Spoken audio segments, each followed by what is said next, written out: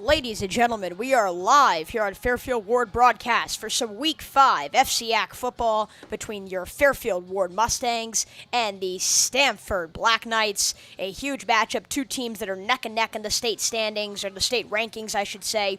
According to Max Preps, Warde comes in 3-1 after a tough 52-14 loss to Danbury. As for Stamford, they searched for their first win of the season, but they've played some tough competition, and they're going to be a formidable opponent for Fairfield Warde, both offensively and defensively here in this matchup. Good afternoon, everyone. I am your play-by-play man, Chase Coburn, joining you here today from the iconic Boyle Stadium at Stamford High School. And today we have an incredible FCAC clash. Now we stand for our national anthem.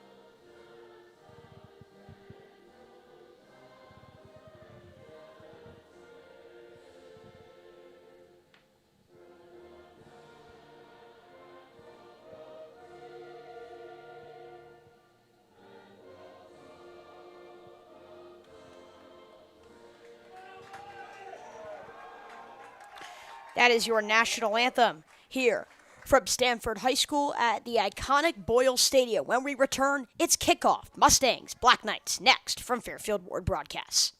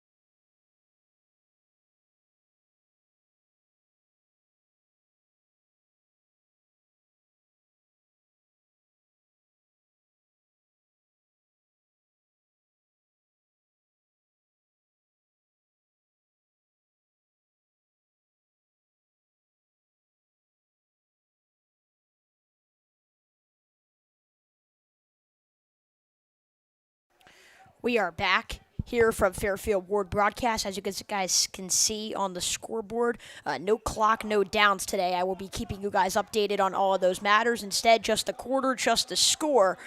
So I will be letting you guys know about the down and distance, the time, and all of those variables. Again, welcome everybody here to Fairfield Warde Broadcast. It is the Mustangs' fourth game broadcasted here on the channel, their fifth game thus far this season. They come in 3-1 toward the top of the FCAC standings. This is another big FCAC clash as they face the Black Knights of Stamford High School, who again are 0-4, but they have played some really tough competition. So this is a statement game for both teams here. And when I say the iconic Boyle Stadium, I mean the iconic Boyle Stadium. And we just got word that Warde did win the coin toss, and they elected to receive. So they will get the football first and try to make an exclamation point to get things started here from Stamford High School.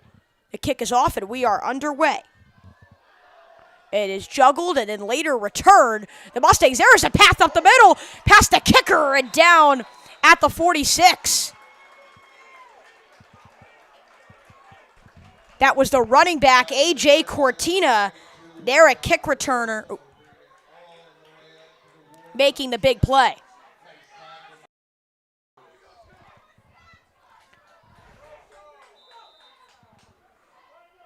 Warde gets the football toward midfield after that big return from A.J. Cortina, nearly past the kicker. Some blocks opened up, and Warde was able to take advantage. They'll operate first down and 10 with their offensive captain, James Delavolpe, who has just been so phenomenal here in his senior season, his third season starting at Varsity. He'll take the snap, he'll pitch it off. It's C.J. English running toward the near sideline. English tries to cut up field, ends up only gaining a few on the first down carry. I think a key storyline in this game is going to be how Fairfield Warde does operate in terms of their rushing offense, because a lot of John Grasso last week, 8 carries, but only 11 yards. We've seen some C.J. English. He had 7 for over 100 yards on the ground in the first game of the season against Simsbury. Now he only has 142. He's only received 5 carries in his last 3 games. So I think that's going to be a key storyline. Who does Fairfield Warde get involved in the rushing attack? Delavolpe takes a snap on second down, takes the quick check down. It's English again out of the backfield. The versatile offensive asset takes it near first down territory. We'll see where they spot it. It's certainly close. Warde at the 44, and I think they're going to say third down and practically millimeters here for Fairfield Warde into opposing territory for the first time today.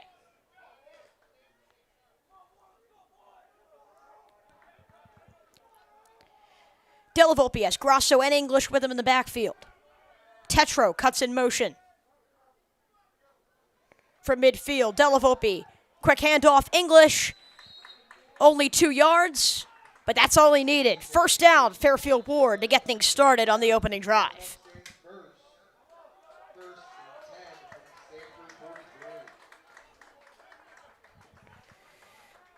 Ball is placed at the 33 after the carry. The key thing you're going to have to watch out for is Warde. Yes, they like to play the methodical and the short game, but you know they can air it out deep. 2 70-plus yard touchdowns last week from James Delavolpe to Andrew Shelov. 27 catches this season, second most in the state. So keep an eye on him, number 3 in white. Delavolpe going to fake the handoff and keep it himself up the middle.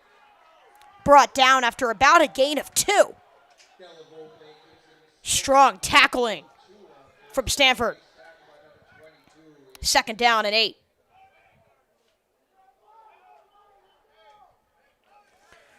Warde, coached by Christian Parisi here in his second season. 2-8 last year in his first season, but a lot of those juniors becoming seniors, they're more experienced, they're more mature football players, and it's been evident with a 3-1 start. Quickly on the throw, it was a fake to English, a toss to Tetro.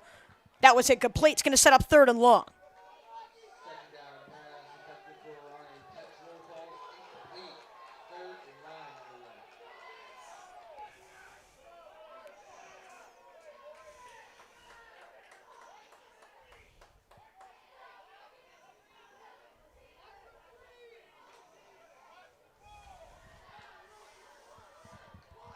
Warde started things off near midfield after the big return from Cortina. Now, Delavolpe has Goldman and English in the backfield, and Warde going to use its first timeout as they look to regroup ahead of a huge third down opportunity. With that, we're going to head to a quick break here for Fairfield Warde. A huge third down and 8 coming up for the Mustangs.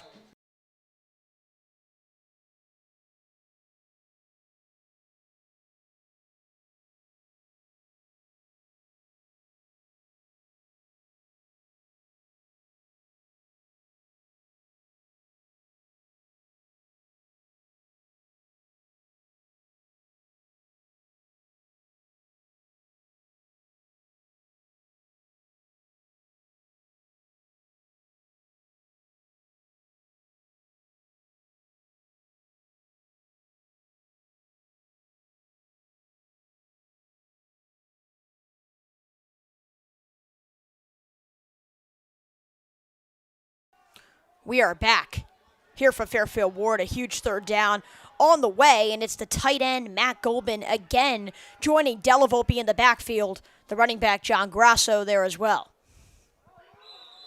And I think there was movement, hard to tell. It looks like Warde jumped on the line. That'll be a false start and make it a third and even longer, which we'll see how that maybe shifts the playbook, how that changes things here for Fairfield Warde. But now you need a lot more than you originally did, and this feels like almost guaranteed Andrew Shelov, CJ English territory through the air. They've been the top two targets for Fairfield Warde in the passing game this year. They seem primed for a big play here at a huge spot. Delavolpe, still two men in the backfield. Going to fake the handoff and pitch. Now it's CJ English. Cuts upfield looking for yardage. And he's pushed out of bounds short of first down yardage.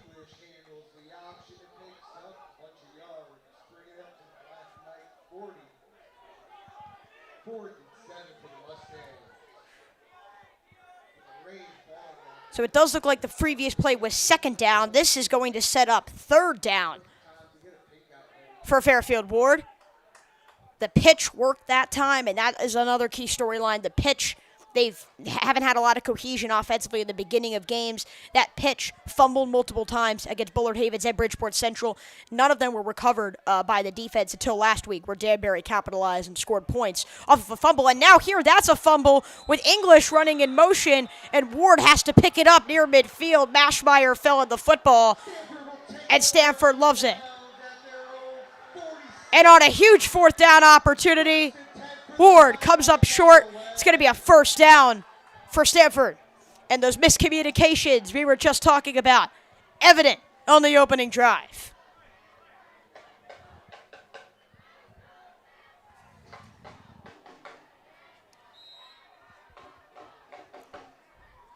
It'll be a first down from the 46.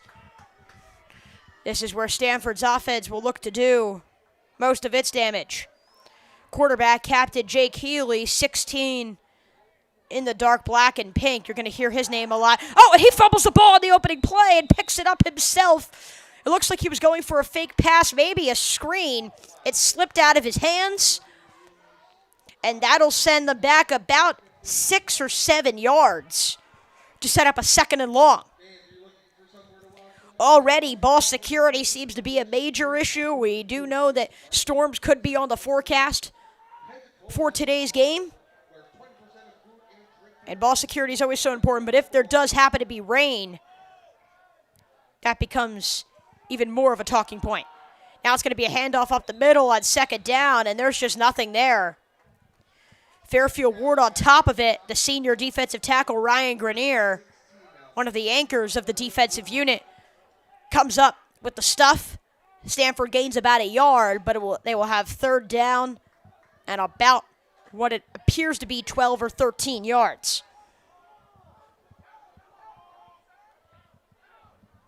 Can Healy come up with the big play through the air? Mason blitzing from the outside. Time for Healy. He's going to fire. Jalen Jacobs, a big tackle. Is there going to be a flag? It looked like the tackle was near the neck area. They're going to say no. It's going to set up fourth down. And Warde will try and look to get the football back. They force a punt on the opening drive for the Black Knights. Huge defensive stand for Fairfield Warde that was kind of anchored by the fumble, the self-enforced fumble from the captain and the quarterback, Healy, who made the mistake, dropped the football, and they weren't able to overcome.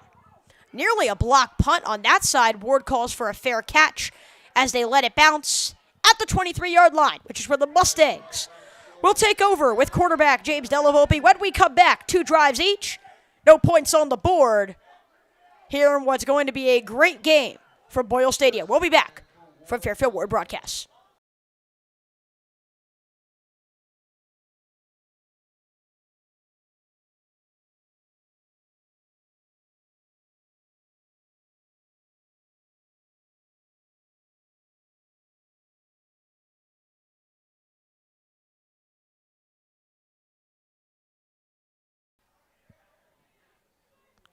We're back here on Fairfield Warde broadcast. Warde gets the football back. They get it at about the 23-yard line. They started last time near midfield. They weren't able to execute after one first down. Now John Grasso is running onto the field as the play clock winds down. Delavolpe is going to take the snap and hand it off on the outside to C.J. English. He has a big burst of speed, a first down near the 40-yard line. When I spoke with C.J. English before the home opener against Bullard Havens, he couldn't help but just smile, thinking that he is finally now in a spot where he can not only be a receiver but a running back as well. He says he has not been given an opportunity to be a true runner since his freshman season of football here at Fairfield Warde, and now he has an opportunity to be that lead tailback, play some receiver as well, and make some big plays for this Fairfield Warde offense. Delavolpe is going to fake it to him this time and go to Mashmeyer. The ball is juggled, and they rule it incomplete. Could have been a catch, could have been a catastrophic disaster on an interception. First down pass, ball incomplete. Neither the high or the low occur, and it's instead an incompletion. There seems to be a late flag on the field. Stand by.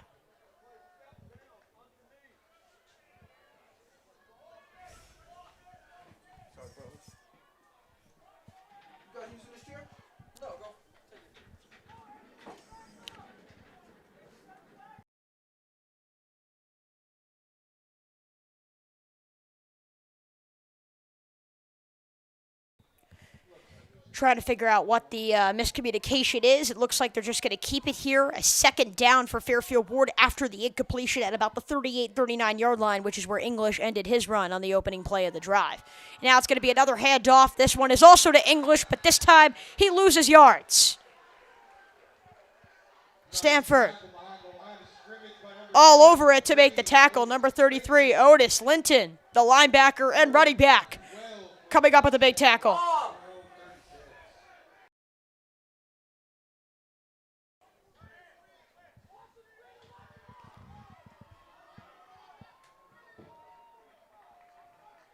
Going to set up third down and extremely long here for the Mustangs after the incompletion and the loss on the run. And you got to think Warde's going to go to the air. Still no targets to Andrew Shelov today. Keep an eye on that.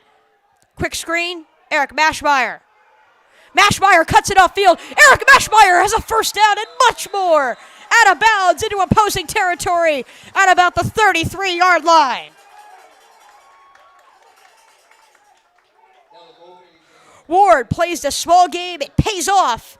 Mashmeyer brings them inside opposing territory. The clock will run. And Warde again has the football, back-to-back drives in Stamford territory. Another quick screen. This time it's Ryan Tetro gaining a few yards on the first down reception.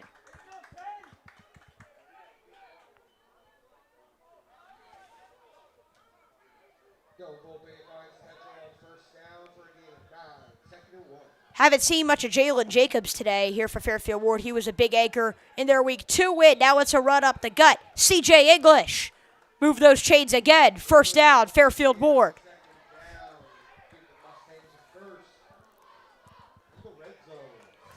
The Mustangs driving, going no huddle too, trying to confuse the defense. Delavolpe going to fake it again. Another screen. English cuts it upfield. Whistle's blown down. English was tackled at about the goal line, but there is some laundry on the field. And it appears it's on the Mustangs. And it is with a false start.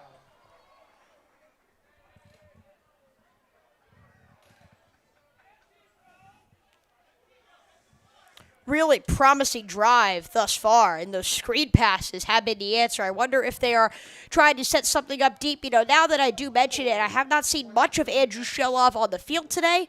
Don't know if there was something in pregame warm-ups or something that I am not aware of, but no Andrew Shelov from my vantage point. Keep an eye on that, and maybe that's why Warde is trying to play the short game, knowing that their top wide receiver, one of the best in the state, could be on the sideline. Delavolpe gonna keep it. English sets up a block. Delavolpe tries to make something happen downfield and instead just gains a few yards on a run, making something out of nothing to set up a more manageable second down opportunity. Picks up 7 on Kirk, making it a 2nd and 8 for the Mustangs. From the Black Knights, 15. James Delavolpe, as prolific as he has been as a passer, he can run the football as well. 24 carries this year for 161 yards and 2 touchdowns. That included a touchdown of over 70 yards against Bridgeport Central in their blowout win, a 38-0 victory. Did have the fumble last week, but a pretty reliable runner on the ground, and he adds another dimension to this Mustang offense. Delavolpe looks toward the end zone, is batted incomplete. He was going for the sophomore, Charlie Cottrell, and it's going to set up a 3rd down and 8.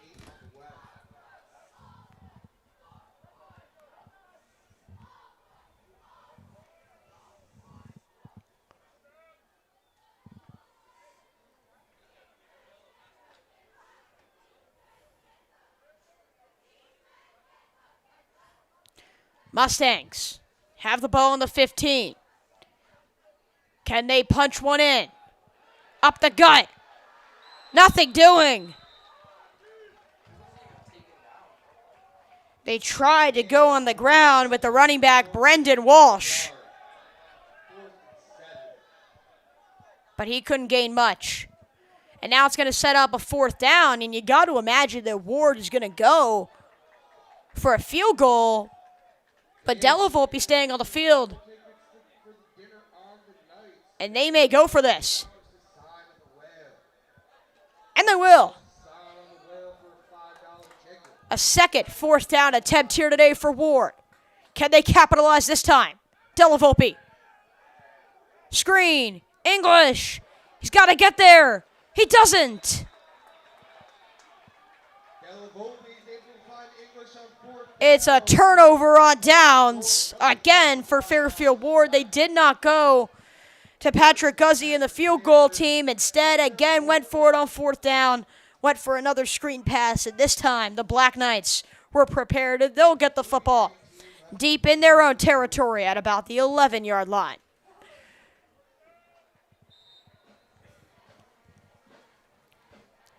Stamford now takes over, and while it was a rough first drive for their offense, we know that Jack Healy and this group can make plays happen. Healy was one of their biggest playmakers last week at the quarterback position.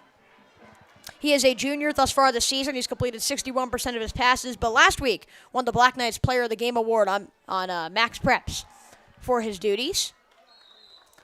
Take it down here, run up the middle. Mustered about a yard, if that.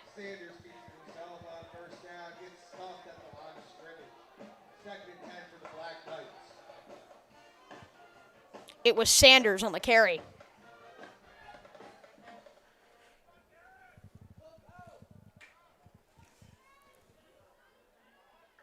Healy takes it up the gut. Gains a few. Looks like it was actually a direct snap, not to Healy, and instead to the prolific wide receiver and running back, Isaiah Stevens, who has just been so explosive. He didn't run the ball in his first few games, but last week got 7 carries, took it for 95 yards. And he's again just making plays happen. And it's again a direct Wildcat snap short of first down yardage. And you have to imagine that so deep in their own territory, Stanford's going to have no choice but to punt the football.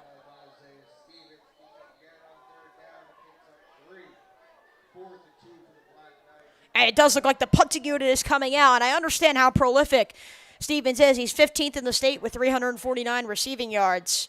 And again, 95 rushing yards last week. But cannot believe that Healy did not even get a chance on back-to-back downs. That now sets up a punt.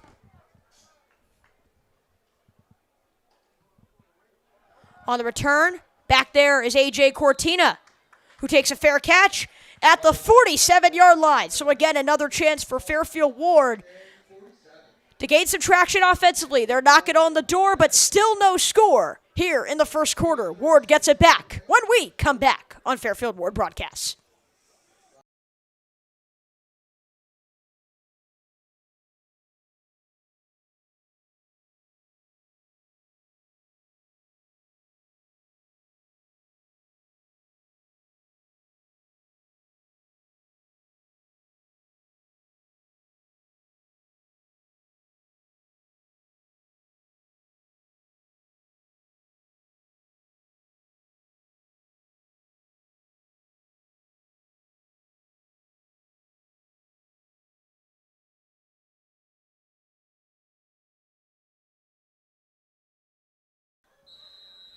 We're back here from Fairfield Warde, and whistles are already down, and flags are already down. It's again movement on the line, a third false start penalty of the day for the Mustangs. They were signaling false start. They then actually called it a delay of game penalty. Changed the penalty, keep the yardage, -5. And now up the gut on a run, they gain about 3 to set up a 2nd and 12.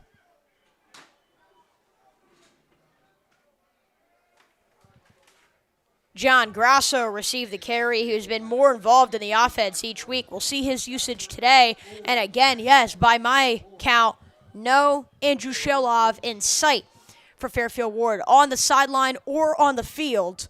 We'll keep an eye on that, see if I can receive an update. Delavolpe hands it off up the gut to C.J. English. He will not be brought down. He finally is at the 43-yard line. English relishing contact.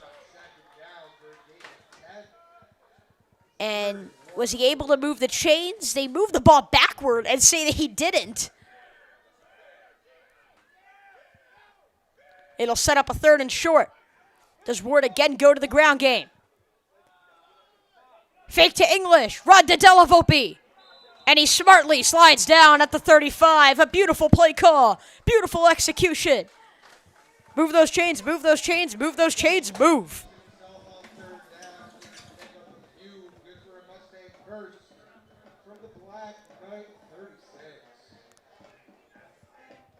Delavolpe fakes it to English again. This time pitches it last minute just for John Grasso to be hit out of bounds. Delavolpe made the late decision. And the DB, Benjamin Goldberg, there to push it back. And it is again another 2nd down and long for Fairfield Warde. They've struggled to move the ball effectively today on 1st down opportunities. And that'll do it here for the end of the 1st quarter from Boyle Stadium at Stamford High School. While we do have no score, the Mustangs are driving. Can they execute? We'll find out when we come back here on Fairfield Warde Broadcast.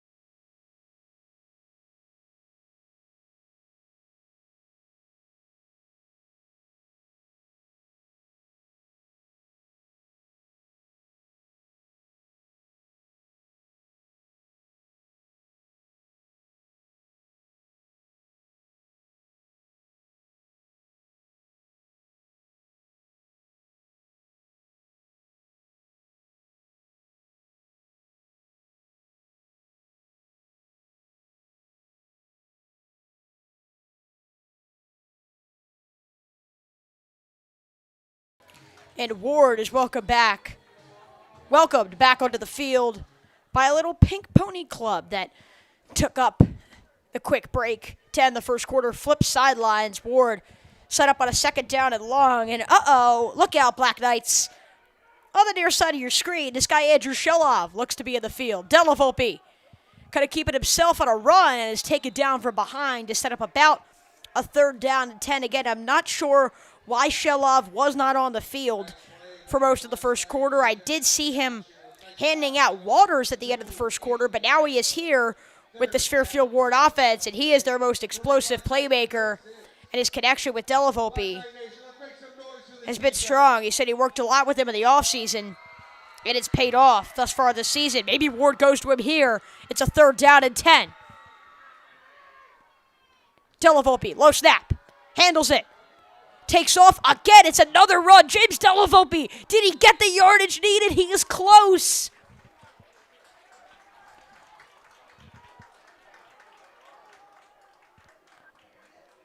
It is going to be 4th down and millimeters. It's a gain of 11 yards. They needed a little bit more. Oh, wait, they are finally going to move the chains. Call it a first down for James Delavolpe. Nothing was there, and he made plays with his legs as he has all drive and all day, frankly. And the Mustangs continue what has thus far been their best drive of the afternoon. Another low snap, Delavolpe controls and goes towards the near sideline to the tight end, Matt Gulbin. Out of bounds inside the 10. And there is a Stamford Black Knight down on the field that made the tackle. And he will be assisted to by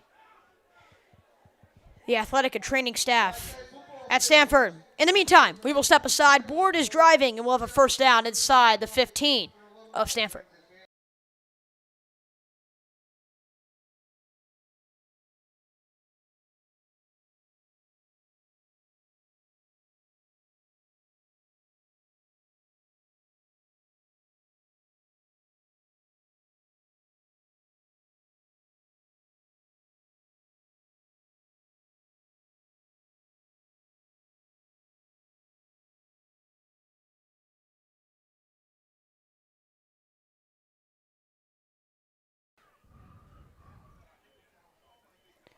We are back from Fairfield Warde. The injured Black Knight able to make his way to his own sideline. And they did rule Gulbin out a little bit before that final push. They're going to put him at exactly the 15-yard line.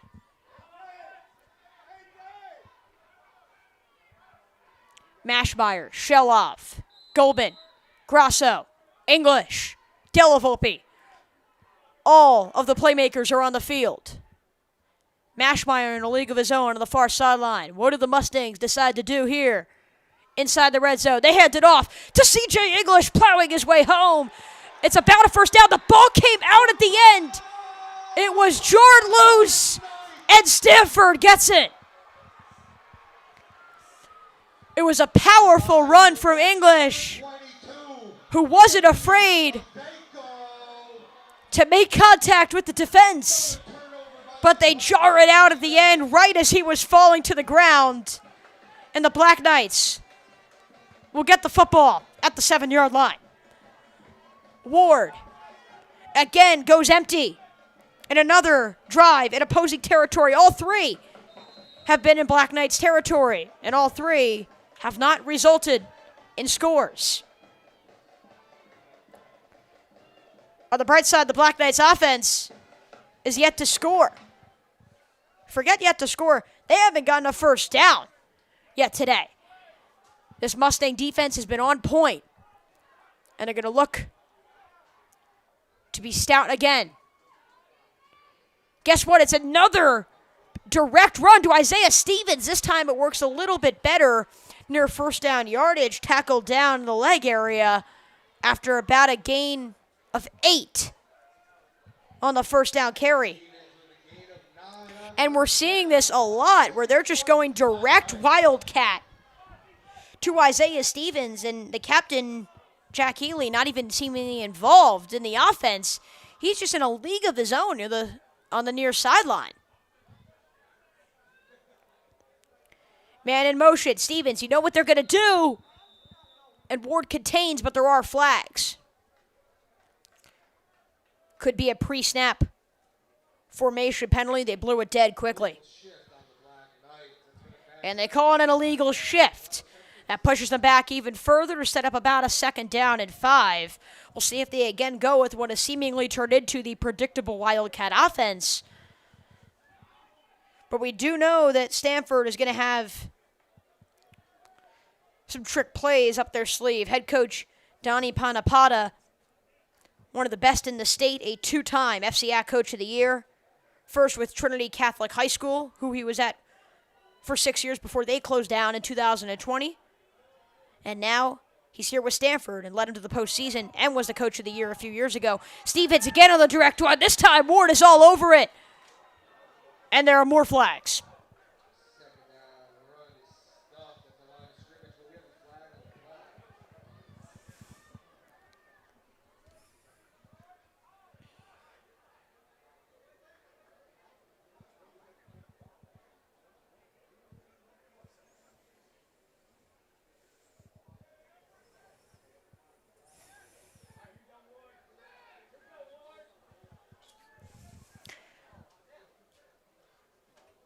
For those who are keeping track, the Black Knights are yet to throw the football in this game. It's been all runs. It was a fumble from Healy the time they did try to throw the football. At least by my account and my memory, I don't remember or have recollection of a pass. And on the tackle down for Stevens, it was a long huddle for the refs. They end up calling a face mask on Fairfield Warde.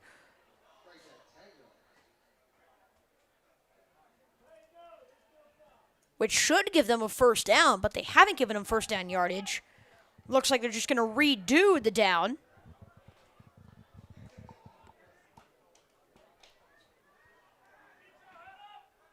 The chains say second down. The clock says first down. We'll try to get you notified of the situation. A direct handoff where Stevens was the quarterback and the one who took the snap, and Jack Healy just there for the ride. Second down, carried by Kerr. Picks up a couple. Good for a Black Knight. And so that was a second down and short, what we had just seen after the Stevens run. So penalty after penalty, it offsets, and the Black Knights get a first down and continue their drive from their own 19.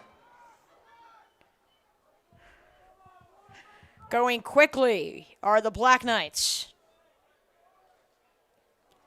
One of the captains, Michael Kerr, in the backfield. He gets the football here, and Kerr's got a full head of steam toward first down yardage. The clock will keep running after a gain of 9. Captain Kerr with the first down carry for a gain of 9.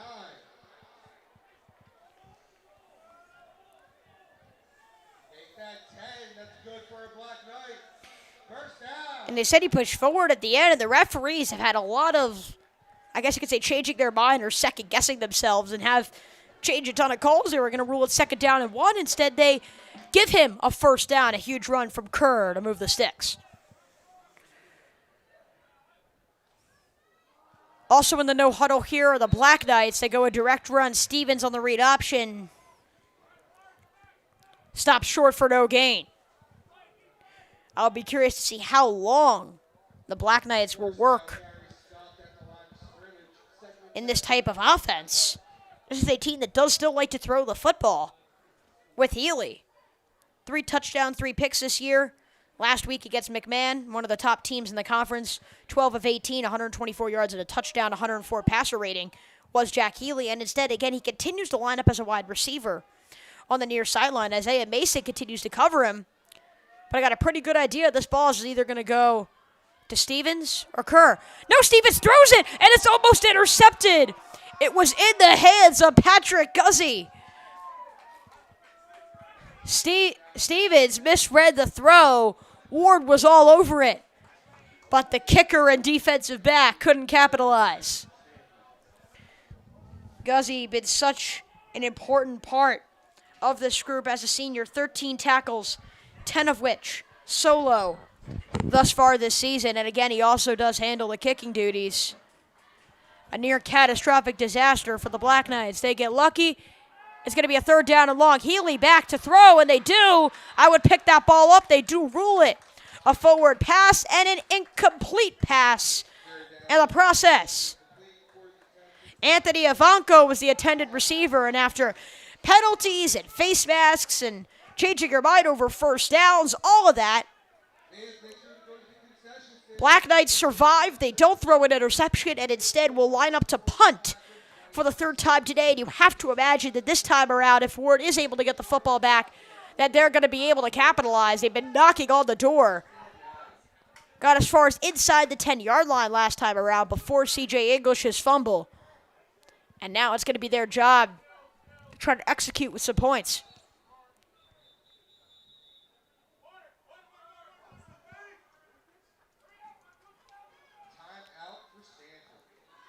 Stamford calling their first timeout of the half. Try to talk things over, and I can just hear the coaches from the sideline. They're screaming, watch the fake, watch the fake. And you never know with this team. This is a team that's passed the ball once today, a team that's gone in the Wildcat formation, a team that has seen their star wide receiver and running back throw the football just as many times as their captain at the quarterback position. So Donnie Panapata runs an unpredictable offense, and maybe perhaps will do the same here on special teams. Stamford looking to bounce back. They're 0-4. They were 1-9 last year. This comes after in 2023. They were a 7-win team that was able to qualify for the Class LL postseason in the CIAC. They were a first-round exit, finished with a 7-4 record, but since then have just one win in what's nearing a season and a half. Panapata was the coach of the year in that season for Stamford, is looking to rebuild the program like he did at Trinity College for 6 years, or Trinity High School, excuse me, for 6 years. That ball on the punt, going to bounce out between the 40 and the 50 at about the 47-yard line, which is where the Mustangs offense will take over.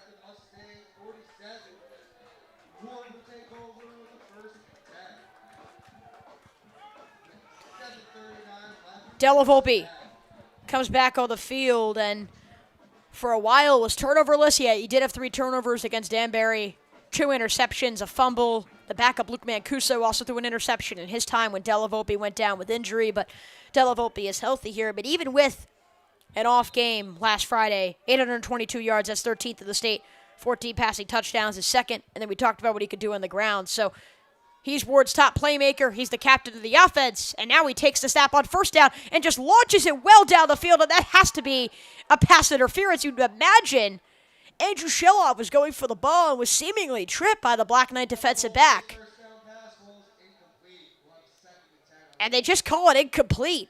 A little shocked to not see the flag thrown. There have been a lot of flags thrown on Fairfield Warde today. Thought they were going to get a break there to get, again, inside opposing territory for the 4th time today.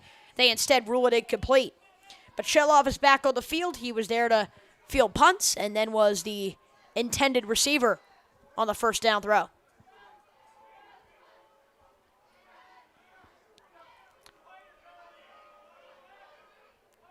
Shelloff cuts in motion. Della Volpe going to air it out again. This time it is caught by C.J. English, who's able to get out of bounds at about the 35-yard line of the Black Knights. They'll instead rule it at the 40. They say he stepped out before. Warde again going through the air, and it pays off. And look, obviously the fumble hurts, but English has been the top offensive creator both on the ground and through the air for this Mustang offense. Shelloff again runs in motion. Another low snap for Della Volpe, but he's able to get it off to his star wide receiver, who's able to run out of bounds at about the 30-yard line, just shy of first down yardage. This is what Warde did so well on the previous drive. It was going in no huddle, creating plays on the screen, then going for some short passes. They haven't tried many long balls today like they had to and tried a ton against Danbury. The strategy seems to be paying off, though they're still yet to score. John Grasso up the gut. First down and much more near the 20. But there are flags. There's seemingly been a ton on the Mustangs today.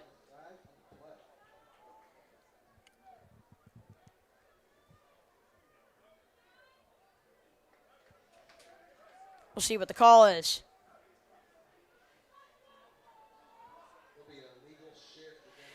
They call it an illegal shift. It's the 5th penalty of the game for Fairfield Warde, and it comes to 6:22 left in the second quarter. This was a team that, did not make many penalties against Danbury or in the previous games. Maybe a little bit more jittery here from Boyle Stadium. Score remains 0-0. Warde with the football on 2nd and 6, bringing back the strong run from Grasso.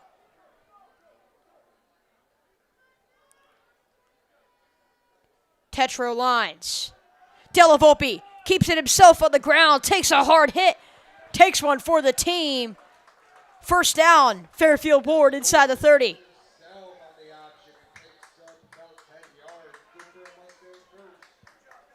I think James Della Volpe, I don't have the stats in front of me, but I would not be shocked if he has around as many yards on the ground as he has through the air. Just with the volume of rush attempts he's had today, he's been looking to throw the ball. He's looking downfield. but he also has the athletic capabilities to go and take off and run if he needs to. And that has been evident here in the first half from Stamford. Cottrell in motion. Delavolpe going to keep it himself again, eaten up by multiple defenders, but being pushed forward. That second effort. Looks like the refs are giving him the initial spotting, which would have been about 4. I thought he pushed forward for an additional 2. They actually give him only 3 yards.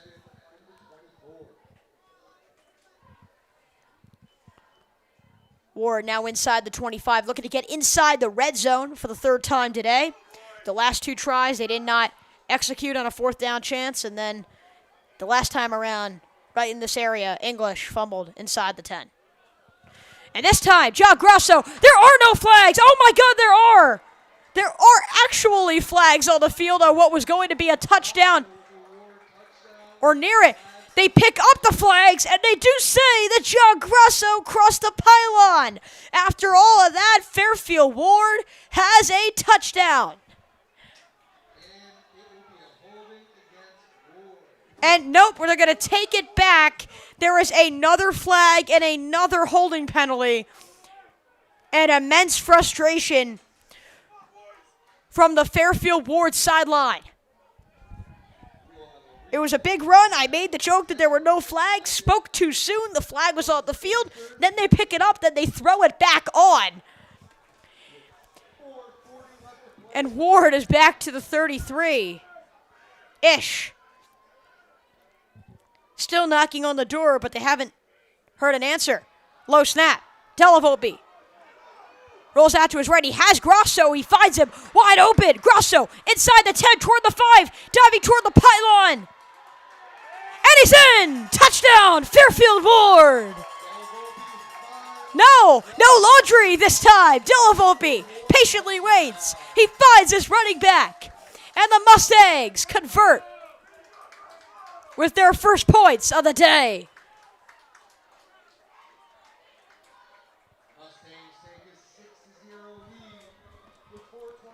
6-0 lead, and it is the kicker, Patrick Guzzi, on to attempt the extra point, but a weird formation. I would not be shocked if Warde decided to go for this, and they do. Delavolpe picks it up. They're after him on the ground, goes to the air, and it is complete.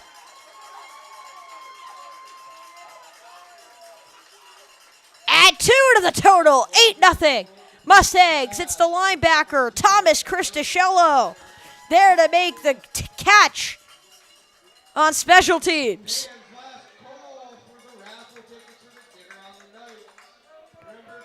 We will go to a break. A ton of flags, a ton of stoppages. But finally, here in the second quarter, Warde is on the board, and they hold an 8-0 lead here from Boyle Stadium.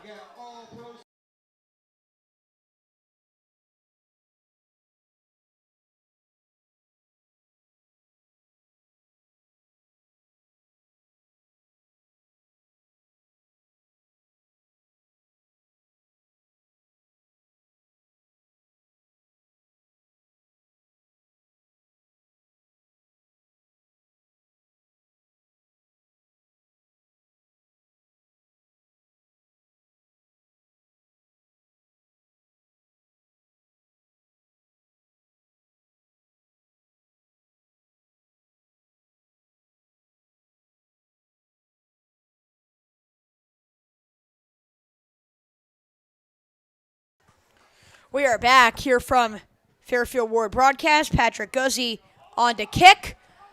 And it's fielded by Stamford as they push and shove to the 40-yard line.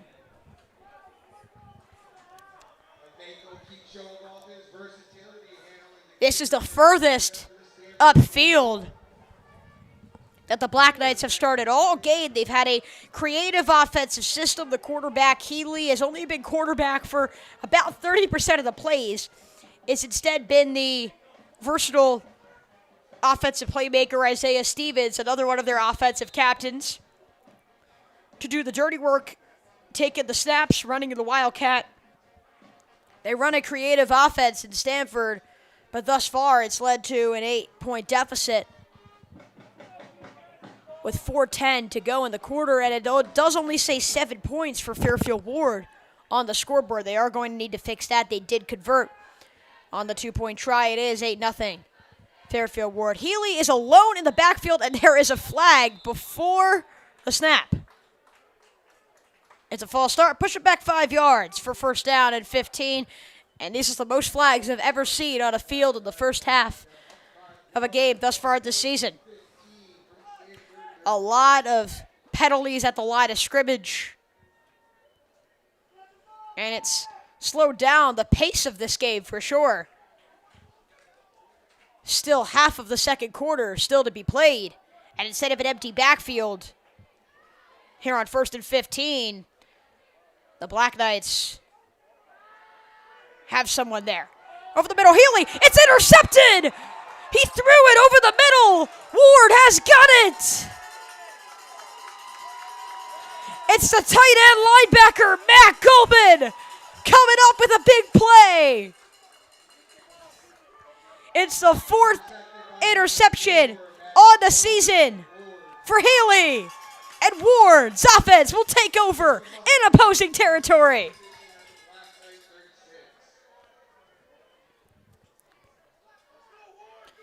Huge interception from the Mustangs.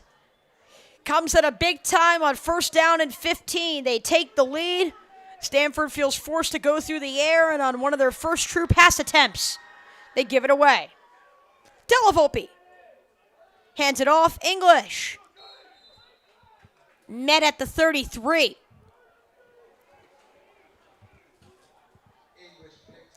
Matt Golban, thus far this season, offensively, has been somewhat of an option. He's been running on the ground, hasn't done much on the ground.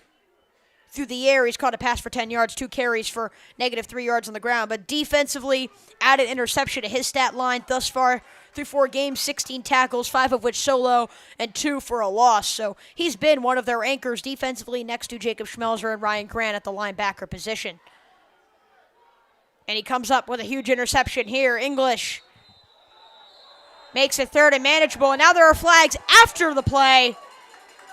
And the Mustangs argue that should be moving them forward.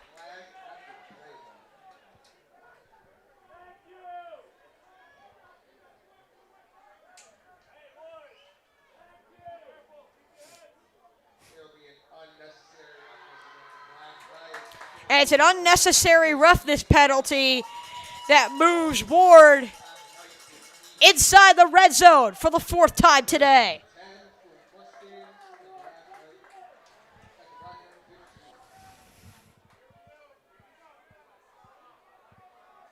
Mustangs have 1st down and 10. About 3 minutes and ticking left in the quarter. Delavolpe going to keep it himself on the ground. Delavolpe push forward inside the 10. It'll be 2nd down and 3. Warde looking to take a 2-score lead. This is exactly what they tried to do against Bullard Havens. It was a slow offensive start for both teams in Warde's home opener a few weeks back. They ended up taking a 16-0 lead at the half and carried it into a 32-0 victory.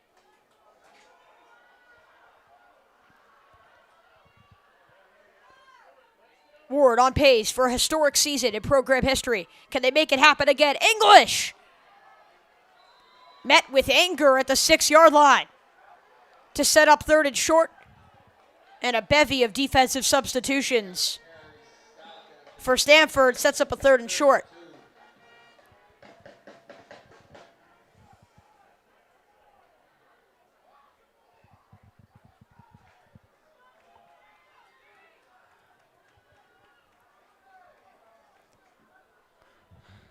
Less than 2 minutes remaining in the first half. Warde looking for one more touchdown. Delavolpe tries to draw the defense off sides. When will he snap it? Now. Fake. English runs in. Touchdown. Fairfield Warde.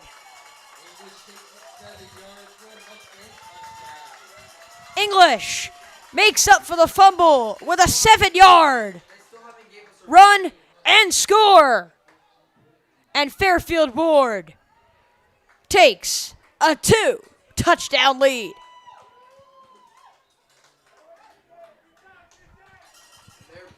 On the scoreboard now, they finally do update it to 14-0. They give Warde the additional point they earn on the last touchdown opportunity, and they fake it again. Delavolpe back quarter for Shelov.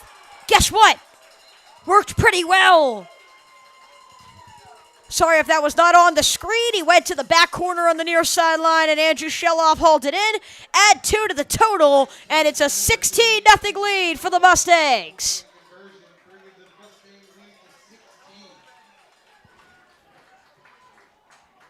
1:28 left to play in the first half. A lot of action here today from Fairfield Warde. Coming into this game, Warde ranked 89th in the state by Max Prep. Stamford 91st. These teams are neck and neck. Thus far, it has not been evenly matched. Warde dominated on all phases. They lead 16-0. We'll be back after this.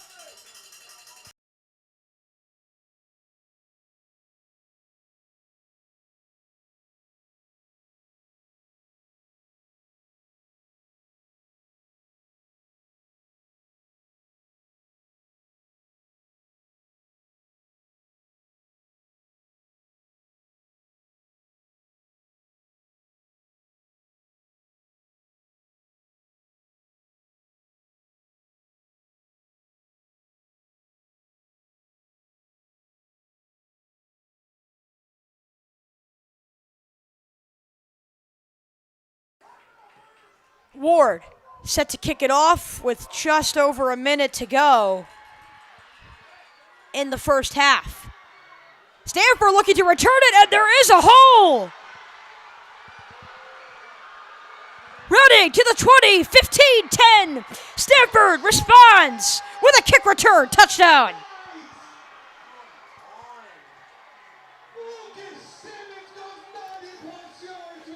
It's the junior, Lucas Simmons. The fans were excited from the start. They saw the hole. Simmons saw the goal. And Stamford is on the board. The offense was struggling to move on Warde's defense. So they said, fine, let's go to the special teams unit. And it works even better. Stamford, I assume, will go for 2 here to try to make this a one-score game. 74 seconds now remain in the first half.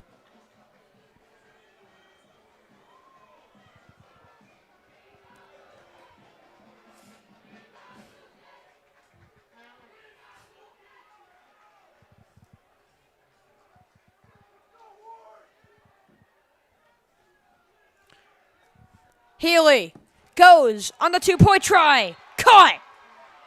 They go to Stevens. And it's a one-score game from Boyle Stadium. Healy finds Stevens for the 2-point conversion, making this a 16-8 game. 2 touchdowns, 2 2-point conversions for Warde. Stamford responds with a touchdown and a 2-point try and conversion of their own. We now have a one-possession game with 74 seconds left in the first half.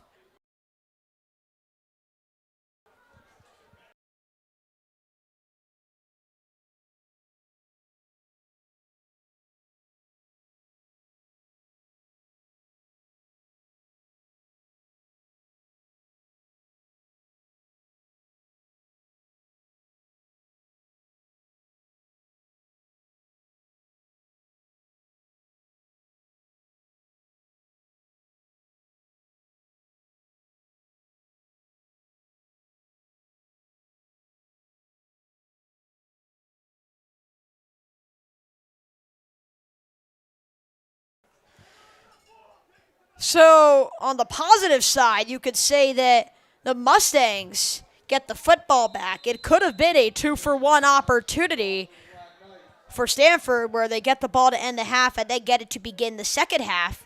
But instead, it's a bouncing kick. Uh-oh! That's Stamford football! There was a deflection, and the Black Knights fell on top of it.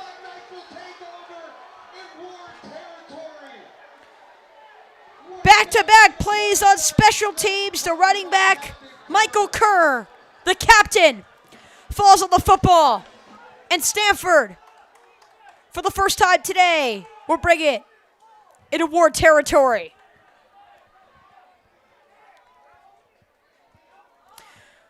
So scrap what I said about the silver lining. Now, Stamford has an opportunity to go 3 for 1 almost with a kick return touchdown, then get the ball back on another special teams error, and now have a chance to get a touchdown and then get the ball to begin the second half. They do have only 62 seconds to operate. Healy, clock's running. They go deep down the field. The intended receiver was Stevens. Really good coverage on the far sideline by Patrick Guzzi. Snatching the ball away. It'll set up second down. There are exactly 60 seconds left to go. Here in the second quarter, there have been a plethora of flags today, a lot before the snap that have slowed this game down quite a bit. Kickoff was 12:58 local time here at Stamford. Ward controlling a 16-8 lead, but after a special teams error, the Black Knights have the football. And it's another confusing formation. Safety Leah Vatanza trying to understand the call. Kerr runs into his running back, Stevens, and Stevens is eaten alive behind the line. The linebacker, Jacob Schmelzer, comes up with a big tackle to set up a 3rd down and 10. 45 seconds, and that clock is ticking, and Stamford seems to be taking their time, and the quarterback, Healy, is just now on the field signaling the play call. Clock down to 30 seconds. Healy finally snaps it at 25. Under duress, tries to get away, and it's another big tackle. What a day for Matt Gulbin. It sets up 4th down, clock down to 10 seconds. And I think the Black Knights will just let this tick into the half. And they will. So a near scare for Fairfield Warde. They had a chance to get it back. They fumbled the football on the kickoff, but hold off a last-minute stand. They scored 2 touchdowns inside the red zone 4 times and convert in a big way. Fairfield Warde leads 16-8 through 1 half here at Boyle Stadium. We will see you in about 10 minutes for the second half of action from Boyle Stadium.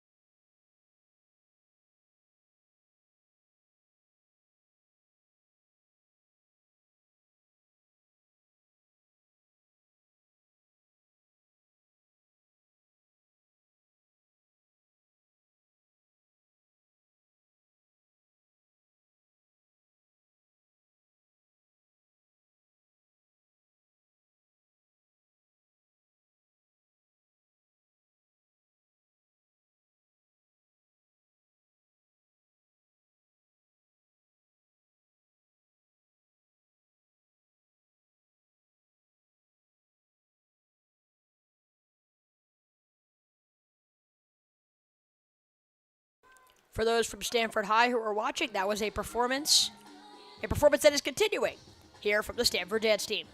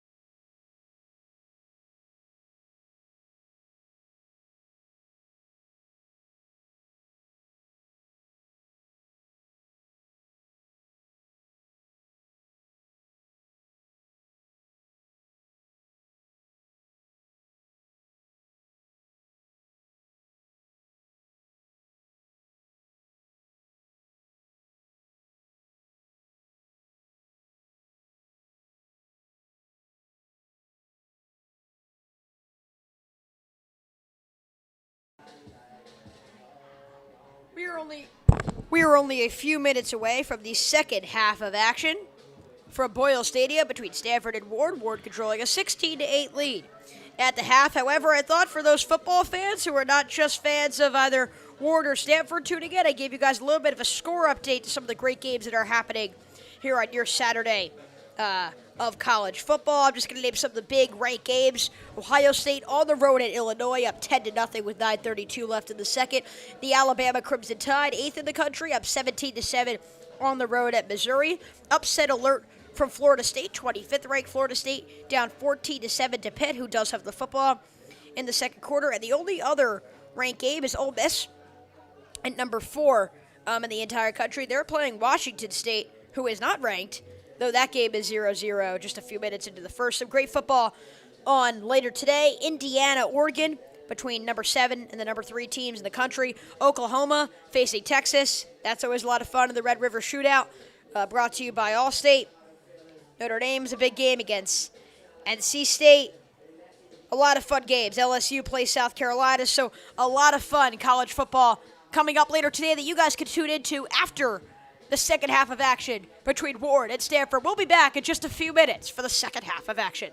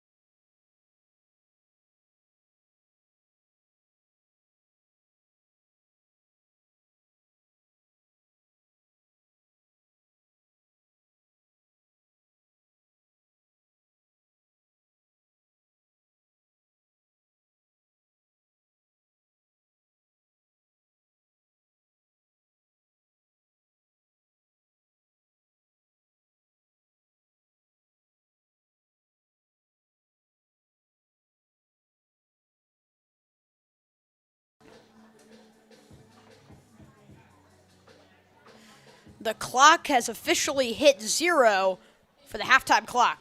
Here from Boyle Stadium, we are just a few minutes away from the second half of action between Fairfield Warde and Stamford. For those of you who are just joining us, welcome into the broadcast booth. I'm your play-by-play announcer, Chase Coburn, with you here today. Just a solo production handling the production, the camera, the announcing, but whatever needs to happen for us to have a high-quality stream of broadcast of Fairfield Warde football, or you know what? My grandfather always likes to tell me it's not a broadcast, it's a telecast, because we're getting you guys some of the camera footage as well. So we hope you guys are enjoying this incredible game. To catch you up on what you guys did miss, Fairfield Warde's offense has been prolific above midfield on every single drive. A few special teams plays at the beginning of the game set them up near midfield, and Warde's been able to take it inside the red zone 4 times. They have had a fumble, 2 fourth-down chances that they have failed to convert upon, but they do have 2 touchdowns and 2 two-point conversions. But before the end of the half, Stamford regained some momentum. Kickoff return touchdown from number 7, Lucas Simmons, helped cut the deficit to 1 score.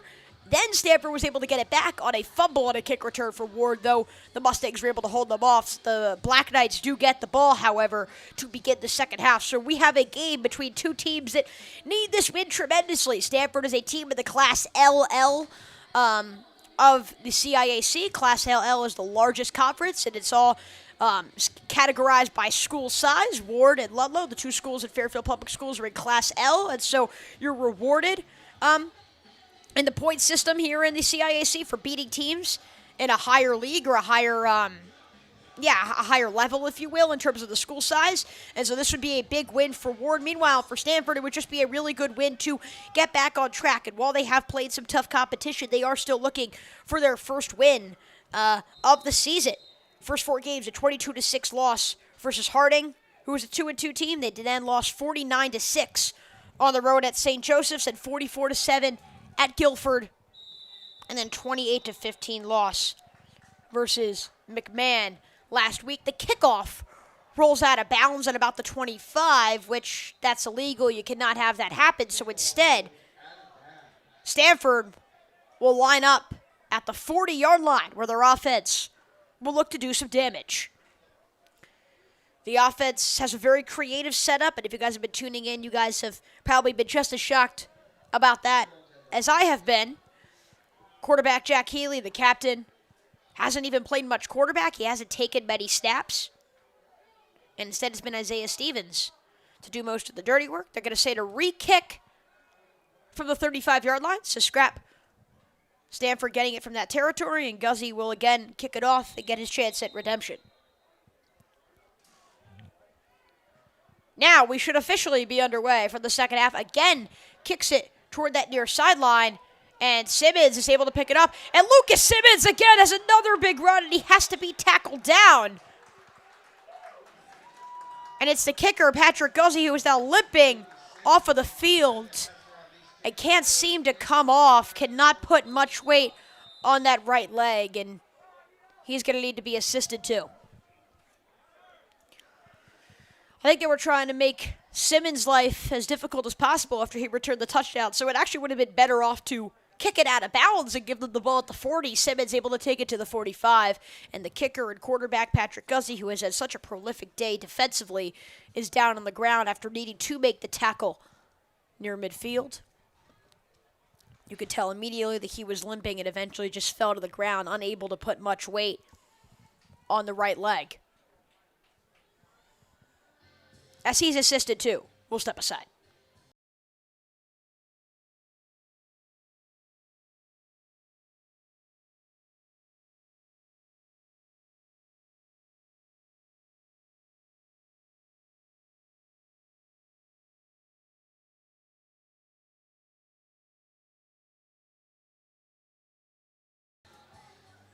Guzzi was able to kind of hip-hop his way to the sideline.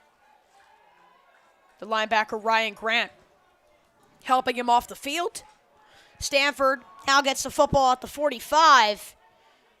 And even though it feels like they've been dominated, they're only down one score here with the football. Isaiah Stevens going to run it up the gut again on the Wildcat. And if you guys are just joining us here in the second half, they do that a lot. It's a lot of direct runs to Steven, who rushed for 95 yards last week against McMahon. Runs for 8 here to set up a second down and short. This is a Warde defense anchored by the captain, Jacob Schmelzer, who's been on the team since his sophomore season, as have many of his teammates. And Schmelzer has been outstanding this season with 18 total tackles, 5 of which for loss. 3 of those tackles for loss came last week against Danbury. Stevens again takes it, runs it to the far sideline, and comes about 1.5 yards short of the first down marker.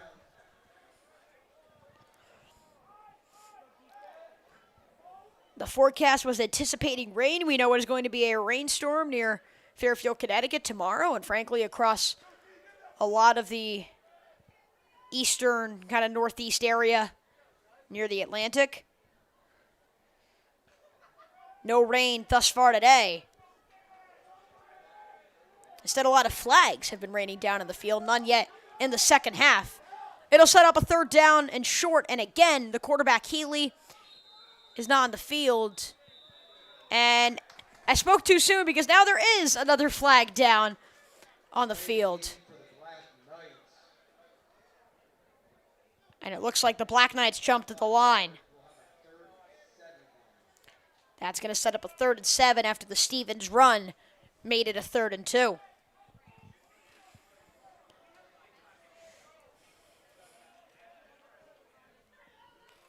4 12-minute quarters. We're 24 minutes down. A little less than 24 to go here as we've begun the second half. 16-8, Fairfield Warde.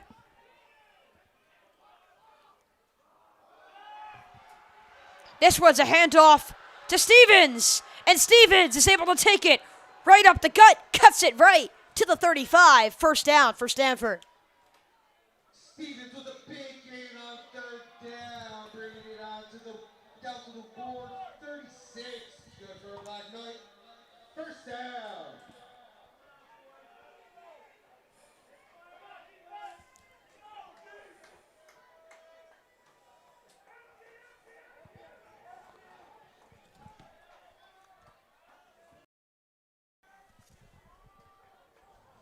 Stevens wanted to hand it off to Kerr on the jet sweep. But the play was blown dead, and I have a feeling it's going to be another penalty on the offense. And it is a false start. It's going to push them back 5 more yards. The refs have very much been involved today. A lot of flags, a lot of pre-snap penalties for two teams, both with postseason aspirations. Against Stanford, a 1-win season last year, but a 7-win season the year before. And when you're playing under their head coach, it's very easy to get to the collegiate level. We'll break that down in the success he's had with some of his high school players. Throwing at Healy, it's too low and it's incomplete.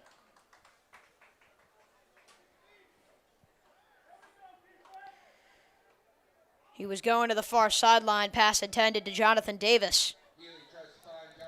But it's going to be 2nd down and 15, and you got to wonder why there has been a lot of offensive creativity. The times we have seen Healy drop back, he's looked confident, but a near interception to Patrick Guzzi, an incompletion down the field where Guzzi broke it up, an interception to Matt Golden, and then that most recent development have been the 4 most prominent throws of the day. Healy hasn't aired it out much, but he's going to look to do so again, and this time does go to Stevens, and that's where he could do the dirty work. Isaiah Stevens tripped down inside the 20.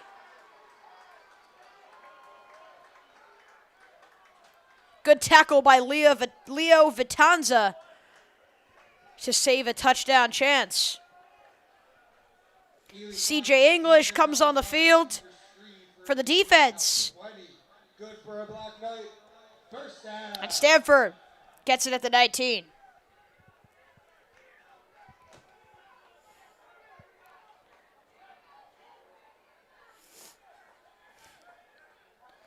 And here we go again to the Wildcat option. Instead of throwing it to Stevens, or it looks like they're going to try to just get it to him anyway, or they're going to be creative and get it to Kerr. Nope, it is Stevens.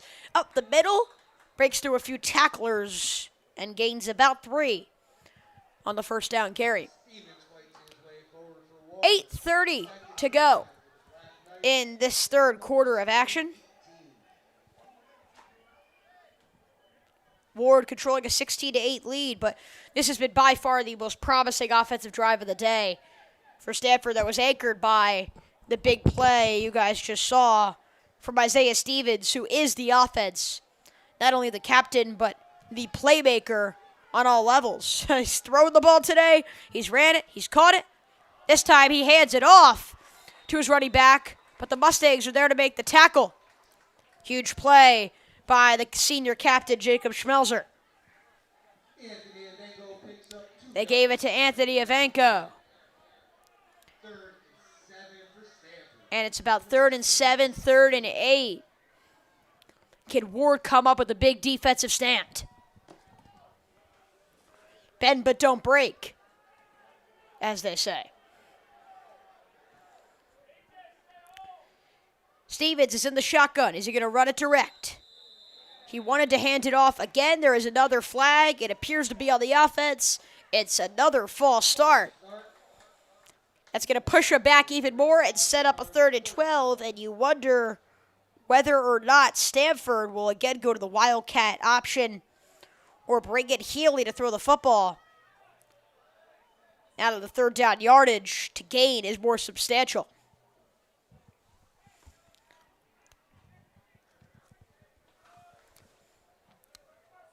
Stanford from the 21. Healy stands at the 26. Healy throws it under duress, and it's incomplete. Big play.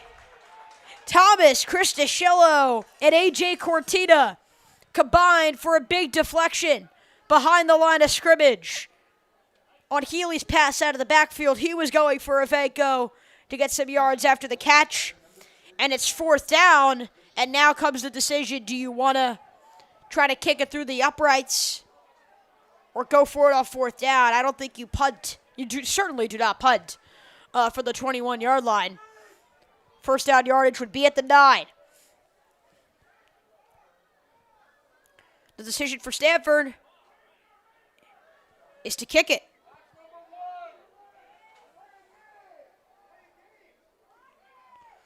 Leo Kontrowitz to kick.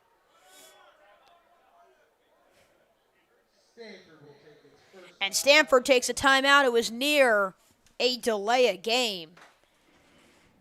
And you got to give a lot of credit to this Fairfield Warde defense. While the Wildcat option in this kind of an offensive system may seem a little bit more predictable, it's a hard one to stop because Isaiah Stevens is one of the top playmakers in the state. Again, you've seen how much usage he has had behind the backfield, and yet he's 15th in the state in receiving yardage. And if you are a Black Knight and you want to play collegiate football, there's no one you would rather play under than Donnie Panapata, who replaced Shamar Green as the head coach of Stamford, who became the dean of students here at Stamford High School. And in his time at Trinity Catholic High School in Stamford, not only was he at FCAC Coach of the Year, but he led them to 3 Stamford City football championships, and 23 of his players in that 6-year span went on to play college football. His group looks to add on 3. Controwitz, his kick is on the way, and it is no good. It is just shy of the upright. It was a 4th down and long. Warde holds off points, and they keep an 8-point lead.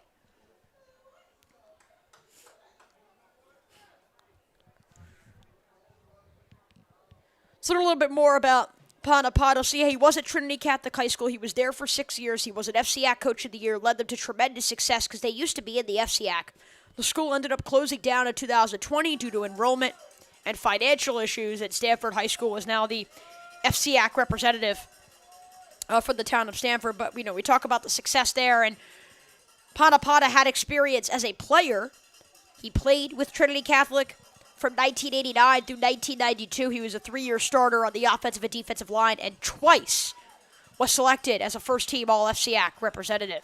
Della Volpe goes back to pass, goes for the long ball down the field, and Shelov holds it in. Are you kidding me? Down the sideline, there are flags on the field.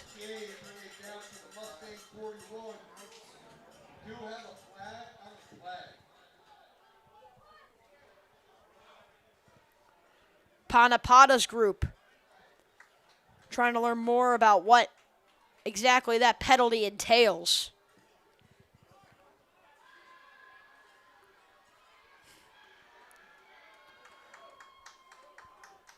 Pass interference on the defense. So Shelov was pushed away, and he's like, yeah, no problem. He's still going to come up with the grab. Again, we didn't see much of Andrew Shelov in the first quarter. Played a little bit in the second quarter. That is his first official catch of the day, and it is a big one down the field, about 20 yards, almost exactly, to get Warde to the 41 with first down yardage. Della Volpe, again, back to pass with space and time. Lofts it to C.J. English on the near sideline. Tackled down at the 50. It's about a gain of 8. And I think that is where you've seen most of Della Volpe's improvements from his junior year to his senior year, is kind of how controlled he's been. He's always been able to make the big plays down the field, but it's his calmness, his composure in those moments. He had pressure near him, but he trusted his offensive line. He read the pass rushing scheme well and was able to get it off to English, who did the rest. Again, Della Volpe putting on display why he's the starter and the captain of this football team. Della Volpe gonna run it. I'm sure he had the option to pitch it there. Instead, he's gonna keep it himself and get a first down at the 42. James Della Volpe again keeping it on the ground and finding success. The Mustangs, for the 6th time today, are in opposing territory. Every drive they've had thus far, they have made it past the 50.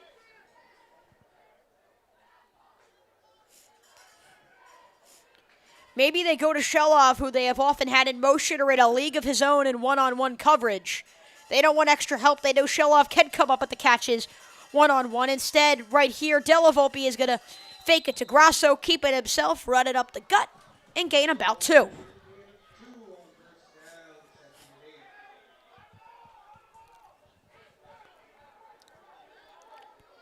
A little rough and tough after the play between the two teams. Warde getting on the ball. We've reached the halfway point, or past it now, with 5:23 to go. Here are the third quarter. 16-8 Mustangs, and they're driving. Can they add another score? Grasso. That's a start. Makes it third and short.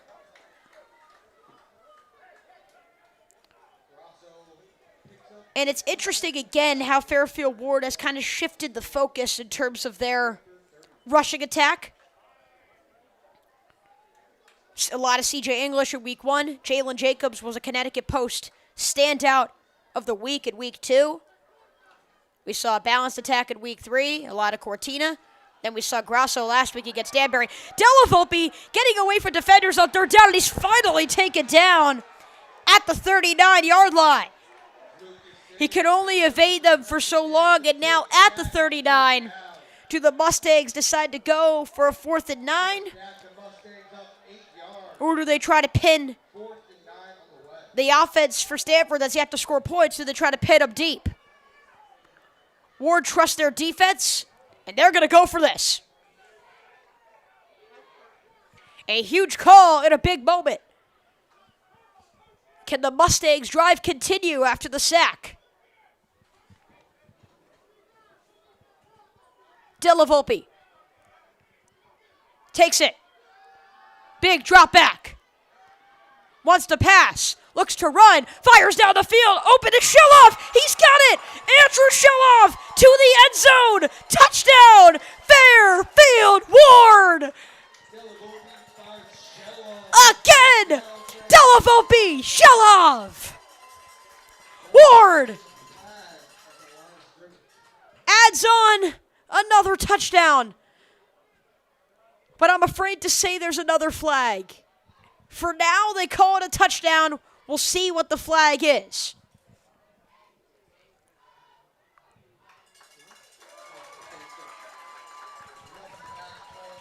It is not a flag on Fairfield Warde. The touchdown stands.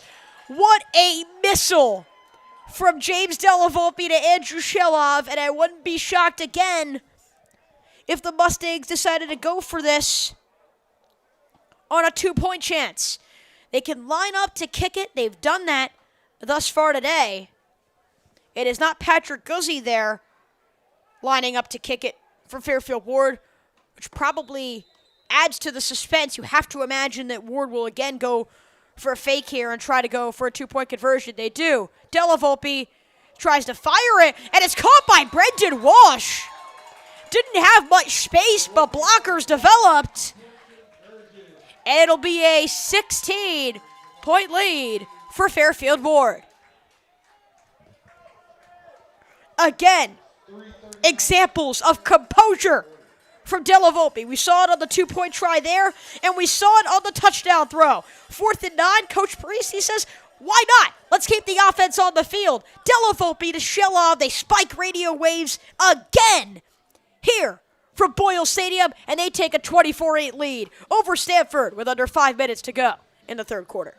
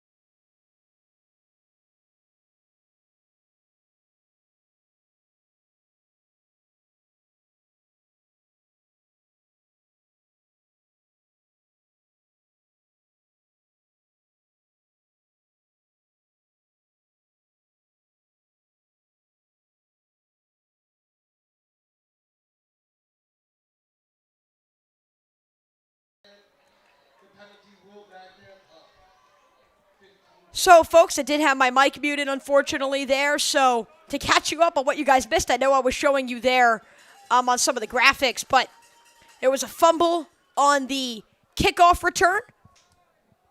Stamford was able to pick it up, but they weren't able to do much. Stevens lined up as the snapper all 3 times, and he threw an interception there. It's the second turnover forced today, the second interception today, and now the second interception on the season for Isaiah Mason. The refs were huddling up on the call. Mason able to pick it off from the intended receiver on the far sideline, and Ward's able to get it back. A personal foul after the play, however, sends him back near the 30. Delavolpe.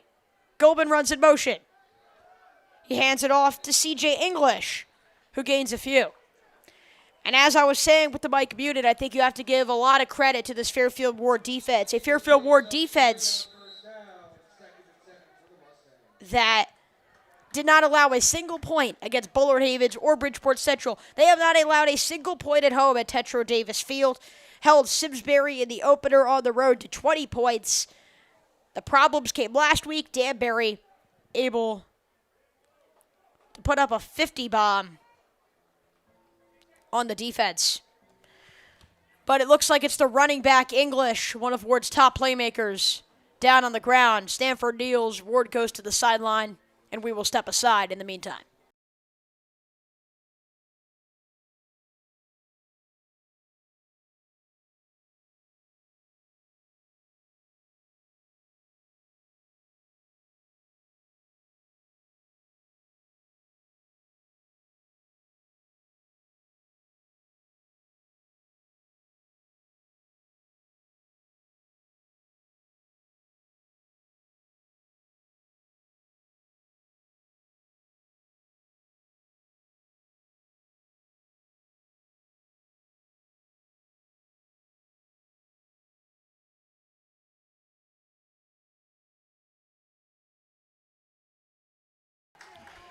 English is up on his feet, walking on his own as he makes his way to the sideline.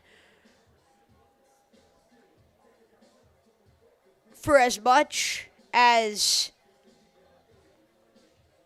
football is a fun sport to watch, sometimes it can be gruesome and brutal, and we've seen multiple injuries today for Mustangs and for Black Knights as well. And for all of those who are injured, of course, we wish them the best and a speedy recovery. We saw a ton of injuries last week at Danbury, which is such an unfortunate sight for a game where you want to see everyone healthy, suited up, and enjoying playing the game they love, but it's sometimes not always that easy. And Warde, for now, will have to operate without one of its top playmakers, who will step up with his presence missed. John Grosso tries to, breaks one tackle, and then gets slammed on the next. A brutal hit. There are flags on the field, and I don't know if they coincide with the hit, but wow, what a tackle from Anthony Ivanko.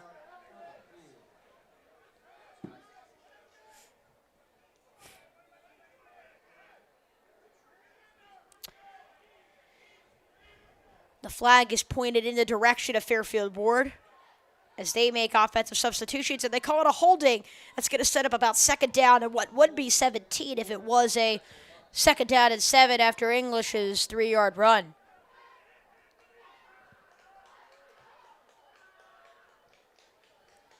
So when Isaiah Mason made the interception, it was right between the 45 and the 50, and it seemed like, oh yeah, Warde's just about to steamroll down the field again and take a 3-score lead. Instead, they're now faced with a 2nd and 17 backed up near the 34. After an unnecessary roughness and now a holding. They're actually going to say 2nd and 10. The holding call was upfield. Delavolpe trying to make a play happen to Shella, and now it is pitched backward. Running down the sideline and out of bounds. The left tackle, Jacob Schmelzer, grabbed the football from Shelov and a little trickaroo from Boyle Stadium. For the 7th time today, the Mustangs are in Black Knight territory.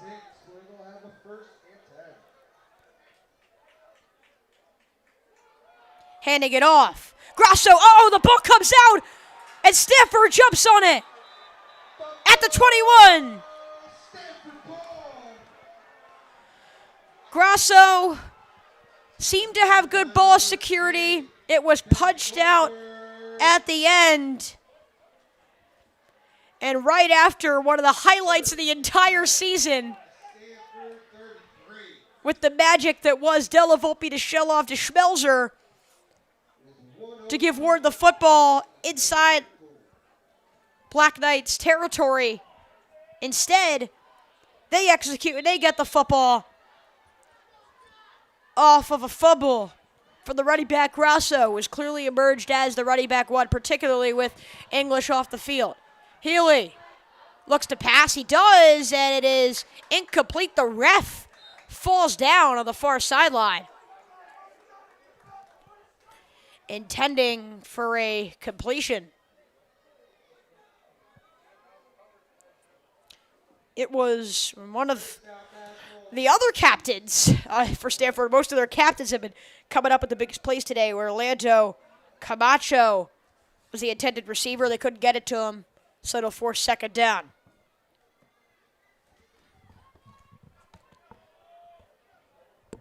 No clock on the score on our scoreboard, but it is under 1 minute on the scoreboard here at Boyle Stadium. Under 1 minute, about 55 seconds left in the third. Stamford looking to cut into a 2-score deficit, and now up the gut.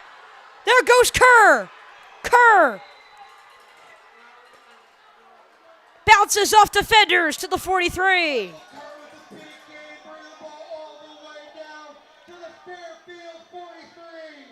That's good enough for the Black Knights.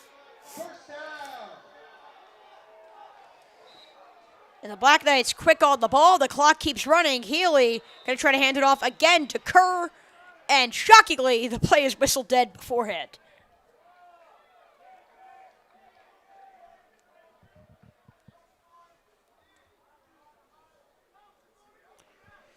For an update on CJ English, I don't have any injury update. I do know he is sitting on the sideline talking to Mashmeyer and Cottrell. It is too many men on the field, however, for Fairfield Warde. A miscommunication that sends Stamford further into Mustang territory. It's another handoff and another flag. So many flags. Whole bunch of flags out on the field. And I think there are two separate ones. I think there was some scuffing after the play. AJ Cortina. And then there was an initial flag. And Stamford. A lot of fans, given the fact that it is a overcast Saturday afternoon. And they're saying you can't do that. The refs huddle up as we await the call. Maybe a bend but don't break approach here for Fairfield Warde.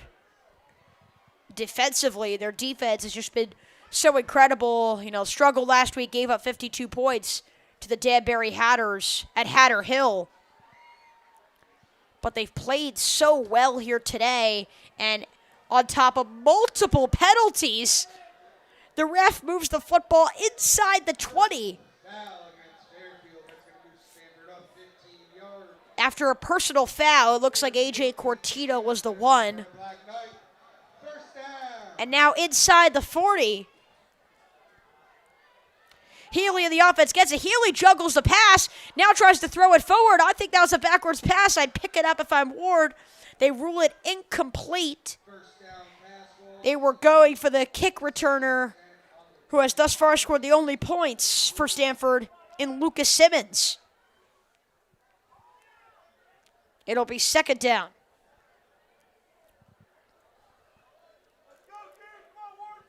Another near turnover for Stamford.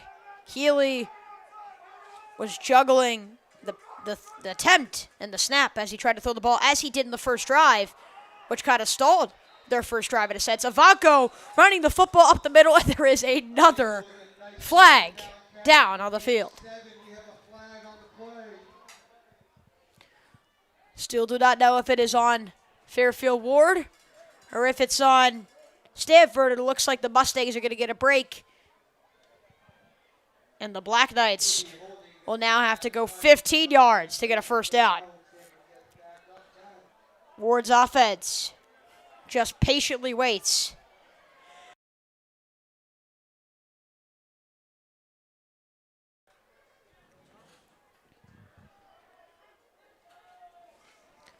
Mustangs offense been above midfield 7 different times today. They've scored only 3 times. 2 fumbles from running backs, 2 failed fourth down attempts. And that's why their inside opponent territory conversion ratio, if you will, is 3 for 7, but that doesn't take away from the times that they have scored, which have been so prolific, particularly Delavolpe's long strike to Shelov on a recent drive. This one's up the middle again for Ivanko, but a really strong tackle from A.J. Cortina. It was a second down and 15. It's now going to be a third down and 11. Ivanko able to gain 4. And as the clock ticks down, that'll be the end of the third quarter. Both teams will go back to their sideline. It's been quite an interesting game. A lot of flags, a lot of stoppages of play. The Mustangs have a 24-8 lead for Boyle Stadium, but the Black Knights are driving and are at least going to put up a fight. We'll be back. 12 more minutes of action here on Fairfield Warde Broadcast.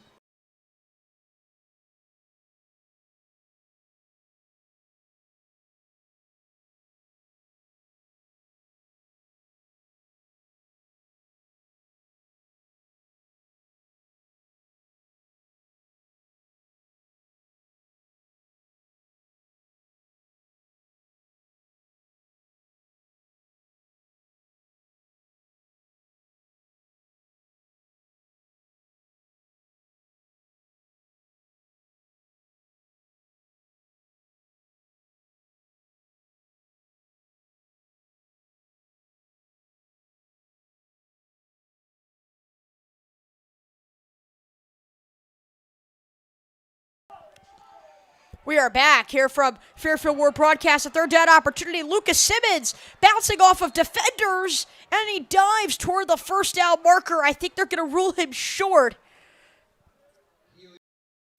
Sorry, we just got you guys the play there at the very end, and it looks like they're going to give him a first down. Unless, no, they're going to rule it fourth down and actually well short. They were actually only able to make it back to the line of scrimmage marker. And now, down 16 points, they really have no choice but to go for it on a 4th and long.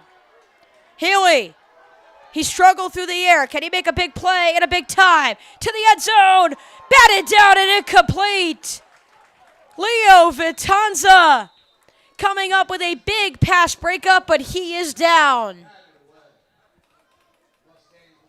Vitanza fell hard to the ground and is twisting and turning out of bounds near the 2-yard line. As he's attended to, we'll step aside. Mustangs get it back next at the 20.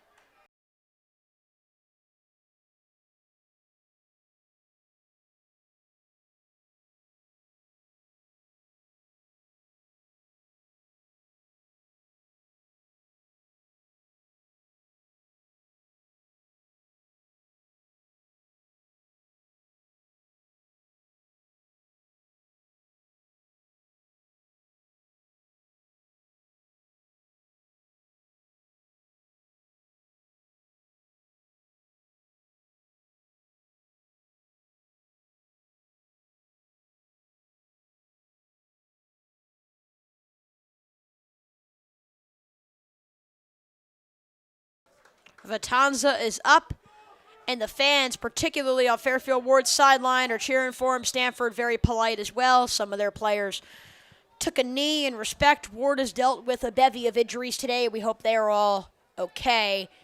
Delavolpe goes for Shelov on the near sideline, tries to gain some yardage after the catch, and does. The clock keeps running, and eventually time is going to start to become the enemy of Stamford. Shelov is near first down yardage, just beginning the third quarter, 11:24 and ticking. Now the refs blow it dead.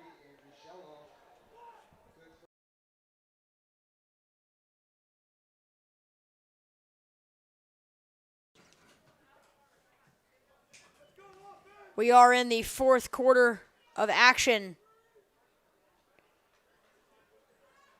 here from Boyle Stadium. Less than 12 minutes to play. Can Fairfield Warde close out a 16-point lead?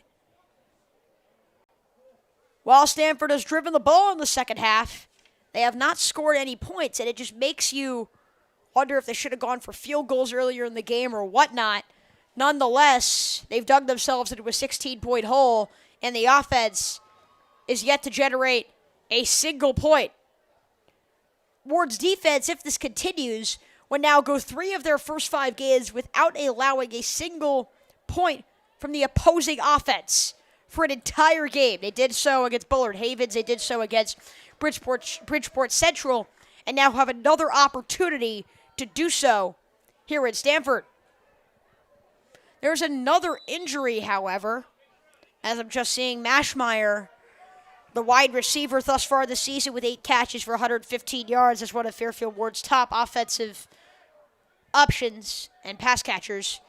He's down and wobbling. But English is back on the field and making a big play near the 45. English has had a good game. Had a fumble earlier, but is overall done more good than bad for this Fairfield Warde offense. They get it at the 40, and they're moving quick, trying to put the hay in the barn and ice the game.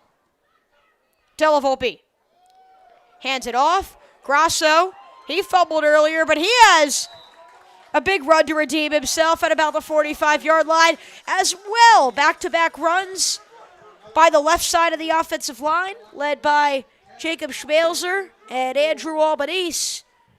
Goes well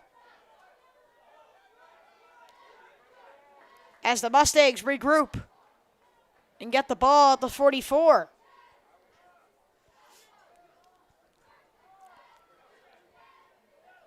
Delavolpe. Handoff. Grasso trying to be swung around. Nothing he can do except run. He's not going to throw the ball and is back behind midfield. Multiple defenders there for Stamford that allow Grasso to lose about 10 yards on the play. Chio Mercado, the linebacker, one of many on the ball. And the Mustangs now have it at their own 49-yard line on second down. Mashmeyer still not on the field. Charlie Cottrell, the free safety and wide receiver, in his place. Handed off English to try to gain some yardage back. English cutting it upfield inside the 40 to make it a third down and manageable. And we have seen James Delavolpe make some big plays here today, but it has not been the game. The structure of this game has not been for James Delavolpe to go out and make big plays down the field. It's instead been to methodically drive down the field, and English has been a big part of that, and Delavolpe has been a big part of that, and Grasso has been a big part of that. And yeah, Shelov has gotten his touches as well. It's been a balanced offensive attack. And Warde has done some damage. Delavolpe going down the field again. That is Shelov again. Cuts upfield again. Inside the red zone. Again. First down, Mustangs.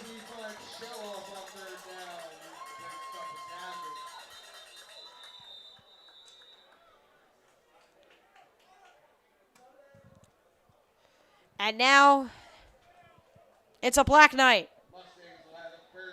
down on the field.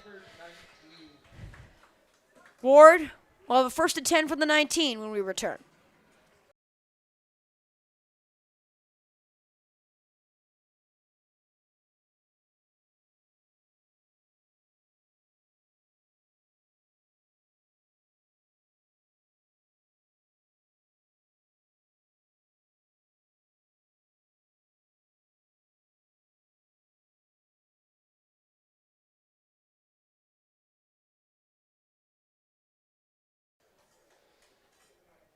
And thank goodness the Black Knight is now up and walking off the field. That's Benjamin Goldberg, who's made some big plays today for the Stamford defense. He's up, walking on his own power.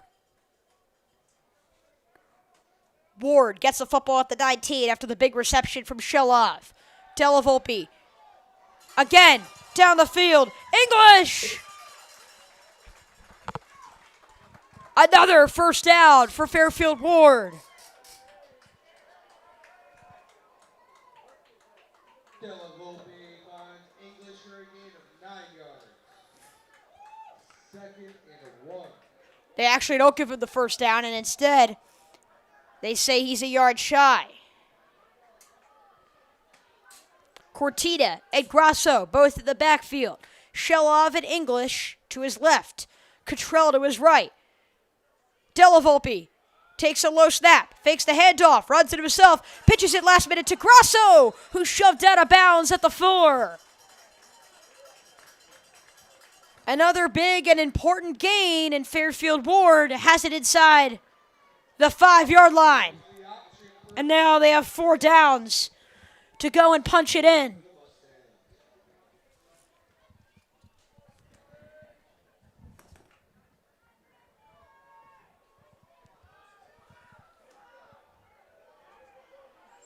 Running off the field quickly is A.J. Cortina, who is not needed. 3 men in the backfield. Della Volpe hands it off for about no gain. Brendan Walsh, the running back, playing in the fullback spot with a quick handoff. Goldman and Tetro come off the field. Cottrell comes back on. Grasso still not on. Ward trying to operate quickly. Still 3 men in the backfield, which has caused havoc for the Stamford defense. Shelov moves to the slot. Della Volpe snaps it. Rolls out.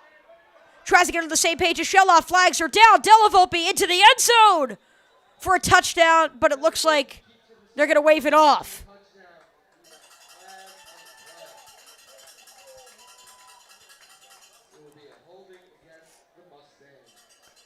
And Ward called for a holding penalty. And scrap the idea of punching it in from the 4. Now Ward will have to do so from the 13, 14-yard line range. They do have, though, a few more downs.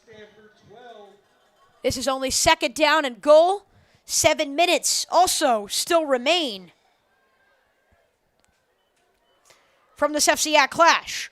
Ward looking to take a 3-score lead and more or less ice the game. Della Volpe goes, corner of the end zone, Shelov! He doesn't get it! He had the ball in his hands, and it was just incomplete. That was a textbook Andrew Shelov route, where James Della Volpe just gives him a one-on-one ball and says, hey, Andrew, go make it happen. Instead, it'll be 3rd down.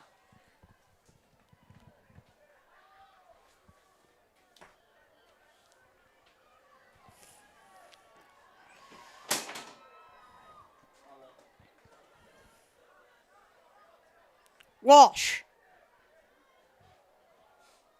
joins Della Volpe. Rolls out left. Walsh is used as a blocker. Della Volpe down the field, punching his way through. He is in! A.J. Cortina! And I'll say it now, this baby is O-V-E-R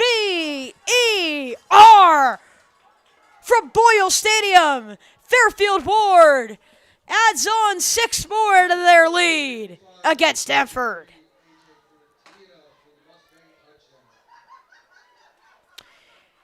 And you have to imagine they'll go for a 2-point conversion again. Still no Patrick Guzzi at the kicker spot after he injured himself earlier in the game. And this time they actually do go for the extra point. And it is through the uprights. Add on the point after attempt, and it is now a 31-8 lead for your Fairfield Warde Mustangs. They've controlled the pace, they've controlled the tempo, calm, controlled, methodical, and now with 6:32 left, it's over, folks. Warde, unless a miracle for Stamford, is going to come away with its fourth win, go to 4-1 on the season, and lay the groundwork for perhaps a playoff-bound 2025 season. I sure do like the sound of that. We'll be back about what that will entail as Warde looks to close out the game. They lead 31-8 from Boyle Stadium.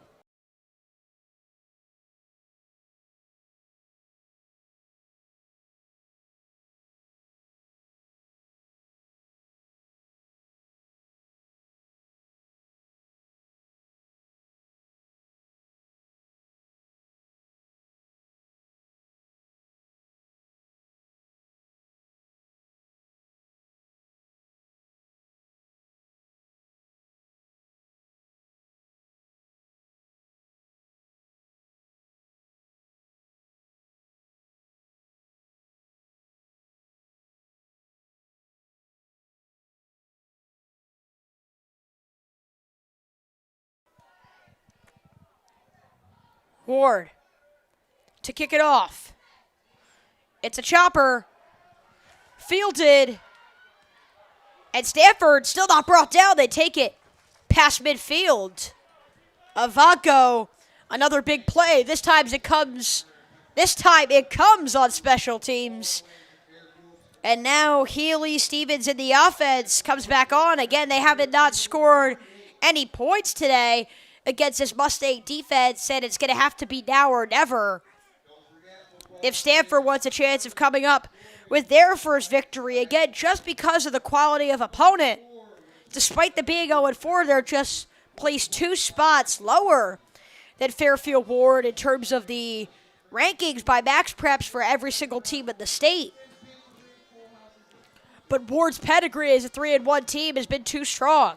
They've come to play. They've been prepared. They've been sharp. Flags for both teams today. Neither team has really benefited from them. But instead, the Mustangs have done the dirty work and are now about 6 minutes away from victory. I do want to give a huge thanks to the incredible athletic department here at Stamford for allowing us to come here and broadcast this game. I have been broadcasting from their very nicely set up booth here at Boyle Stadium, and we cannot thank them enough. And while this booth is nice, this is one of the oldest, most historic stadiums in all of FCAC and frankly all of Connecticut high school football. So it's been a really cool environment to play in and or to announce in. I'm sure it's been a cool environment for the players to play in as well. If you're a Stamford Black Knight or a Fairfield Warde Mustang. It's a first down for Stamford after the run from Kerr, trying to make a last-ditch effort. And Fairfield Warde and Coach Parisi will take their first time out of the half. We'll be back. 5:30 to go here in the fourth quarter. Now or never time for the Black Knights.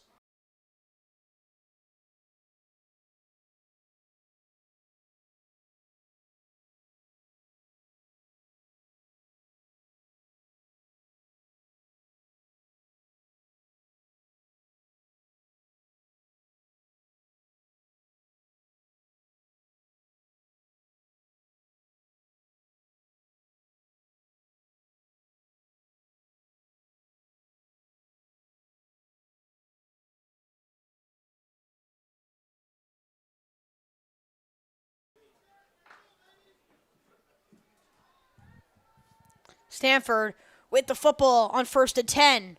Warde applies the pressure, and it works. Jamari Brown, among others, there to go and make the tackle. Ryan Tetro and Hamza Chaudhry were also involved in the tackle. All of which collectively come together to break down Kerr. And shockingly little pace whatsoever from the Stamford team. They finally do snap it. Healy looks to go down the field into double coverage. And the ball is incomplete. I think they were trying to rule it. Maybe they did rule it an interception. They did. Fairfield Warde comes up with its third interception of the day. Liam Carafonis, the sophomore defensive back, comes away with the football in double coverage. And if it wasn't already apparent enough, this bad boy is over. Warde will again bring out their starters, but they're going to start 4-1 heading into the bye week. This is back-to-back games for Fairfield Warde's defense that they faced creative kind of east-west offenses as opposed to north-south. And I think that Warde was a little bit prepared after playing Danbury, who has one of the most creative offensive schemes in the state. I think they were prepared for what Stamford brought to the table. And Warde ended up having a lead where they forced Healy to go and throw the football and make plays through the air. And when he is forced into that type of a scenario, that is when the Mustangs can go and pounce, as they have today with 3 interceptions. As we close out this game, there is another injured player. The Black Knights will step aside here in the 4th.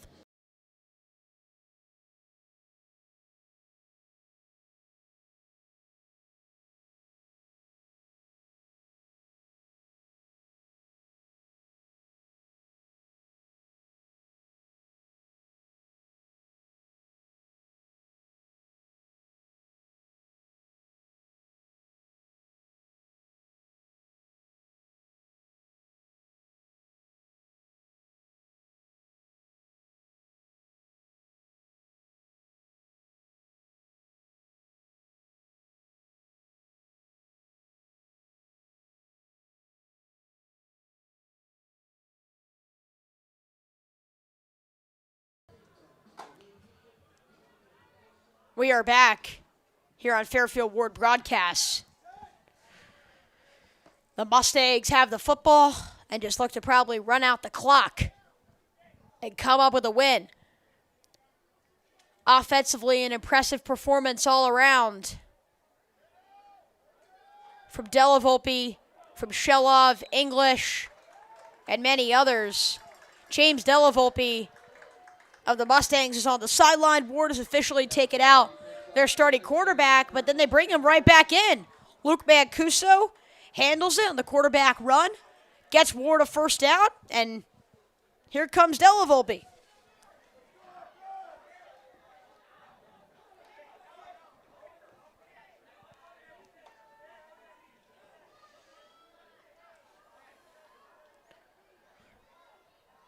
Warde has used this formation a lot today with 2 running backs. Now it's Grosso and English joining Delavolpe in the backfield. Stamford has struggled to find answers. Grosso bounces off the outside and is tackled down by Ivanko. Huge shout out to him. He's had a great day for Stamford. And he stopped for no gain. Less than 4 minutes left to go here in this 4th quarter. So now Fairfield Warde looks ahead and they say, look, you come up with a big win, they go to a bye week, and exactly 13 days from now, Warde will have, by far, its toughest test yet. Their 3rd game of the season at Tetro Davis Field. It's going to be Staples High School of Westport, one of the best teams in the state, currently ranked 10th in the entire state by Max Preps. They're going to be coming to town, and they've been a state champion before, and they have the same group there. Coach, roster, everything. And they look to do state championship level things again. So Warde certainly is going to have to grapple with certain different ways that they're going to try to minimize Staples, their electric offense, as well as their formidable defensive group. And as I'm talking, Fairfield Warde is like, why not just keep going and piling on the damage? James Delavolpe takes it down the near sideline to the 41. And I think that has been where Della Volpe has thrived most. It's been his production on the ground. And he had proven himself as a runner in his previous games. This has been by far his best game as a runner in terms of consistency with the football, and we see it again. And James Della Volpe, even with the game solidified, is still taking hits and still making plays for this Mustangs offense. I also think what's interesting about this game is, you couldn't say James Della Volpe without Andrew Shelov, who is just as vital to the success, right? 10 touchdowns entering this game. He now has 11th. Those 10 touchdowns were first in the state. His 478 yards, he had over 200 last week. Those were fifth, and his 27 receptions were the second most in the state entering this game. He's been quiet, and yes, he had the one big touchdown, but it's not like Warde has gone to him at a consistent rate like they did against Danbury and like in previous matchups. Instead, they've worked and utilized other playmakers, and it speaks to the depth on this football team. And now C.J. English doing it again on the ground to the 35. Like Della Volpe and like this offense as a whole, English has probably had his most consistent game. Guys, I cannot believe I'm saying this. This is the 8th time that Fairfield Warde is in opposing territory today. And so that's how you get 31 points, when you're consistently doing the right things and playing the game the right way and putting up a strategic and schematical effort that consistently sees your team driving down the field. When you do that consistently, you're going to end up getting touchdowns, and Warde has gotten 4 of them here today. Handoff. That's the big boy, Brendan Walsh. Broke a few tacklers, but couldn't break a third. Taken down at the line to gain. First down carry stopped at the line of scrimmage by the Black Knight defense. Less than 2 minutes left here in this football game. Second and 10 on the way. Still no Luke Mancuso. Della Volpe will play this game out. Went down with an injury against Danbury. We saw Mancuso step in. His first recorded pass attempt of the season. Went for an interception. Della Volpe healthy enough to come back in the game and close it out, and he's doing the same here. Shelov again in a league of his own on the near sideline. We'll see if they give it to him. Instead, it's a pitch backward to John Grasso. And Grasso bounces his way near first down yardage. They'll rule him a few yards shy. Rosso with a nice carry on second down. Third, 3 on the way. The clock keeps ticking. And what an incredible performance from Fairfield Warde today on both ends. They had some special teams falters in the process, but were able to come away with a victory. After this, Stamford also has their bye week. They'll go and face Wilton next Friday, a 5 p.m. game, right here at Boyle Stadium. It'll be their 4th home game of the season when you include this game as well. And Stamford is a team with a ton of talent, a team that has a creative offensive scheme, and Warde just happened to come to play here today to exploit the Black Knights, both offensively and defensively. They give it to Brendan Walsh.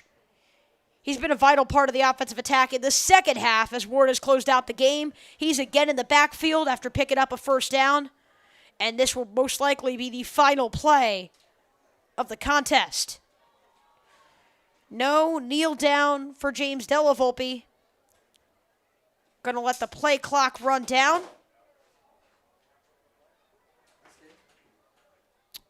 Della Volpe keeps it for himself and fires it incomplete, which makes me believe that the clock won't run, and it won't, with less than 30 seconds to go. 9 seconds left in the game. Less than 10 seconds remaining. Della Volpe, this time he will kneel it down and finish out the game. Fairfield Warde is a 4-1 football team here in 2025. They come up with a massive FCAC victory against a team in a bigger class, in Class LL for school size. A big win to increase their postseason chances. And now they have their eyes set on Staples High School of Westport. I, Chase Coburn, and Fairfield Warde Broadcast will see you guys in 13 days at Tetro Davis Field when the Mustangs host Staples in by far their biggest contest of the year.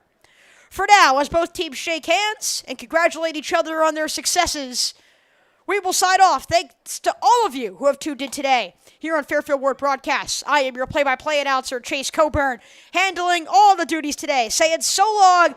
Have a great rest of your weekend. Stay safe in the storms if they do happen to come this weekend. And we'll see you in 2 weeks. Mustangs finish it off 31-8 final from Boyle Stadium.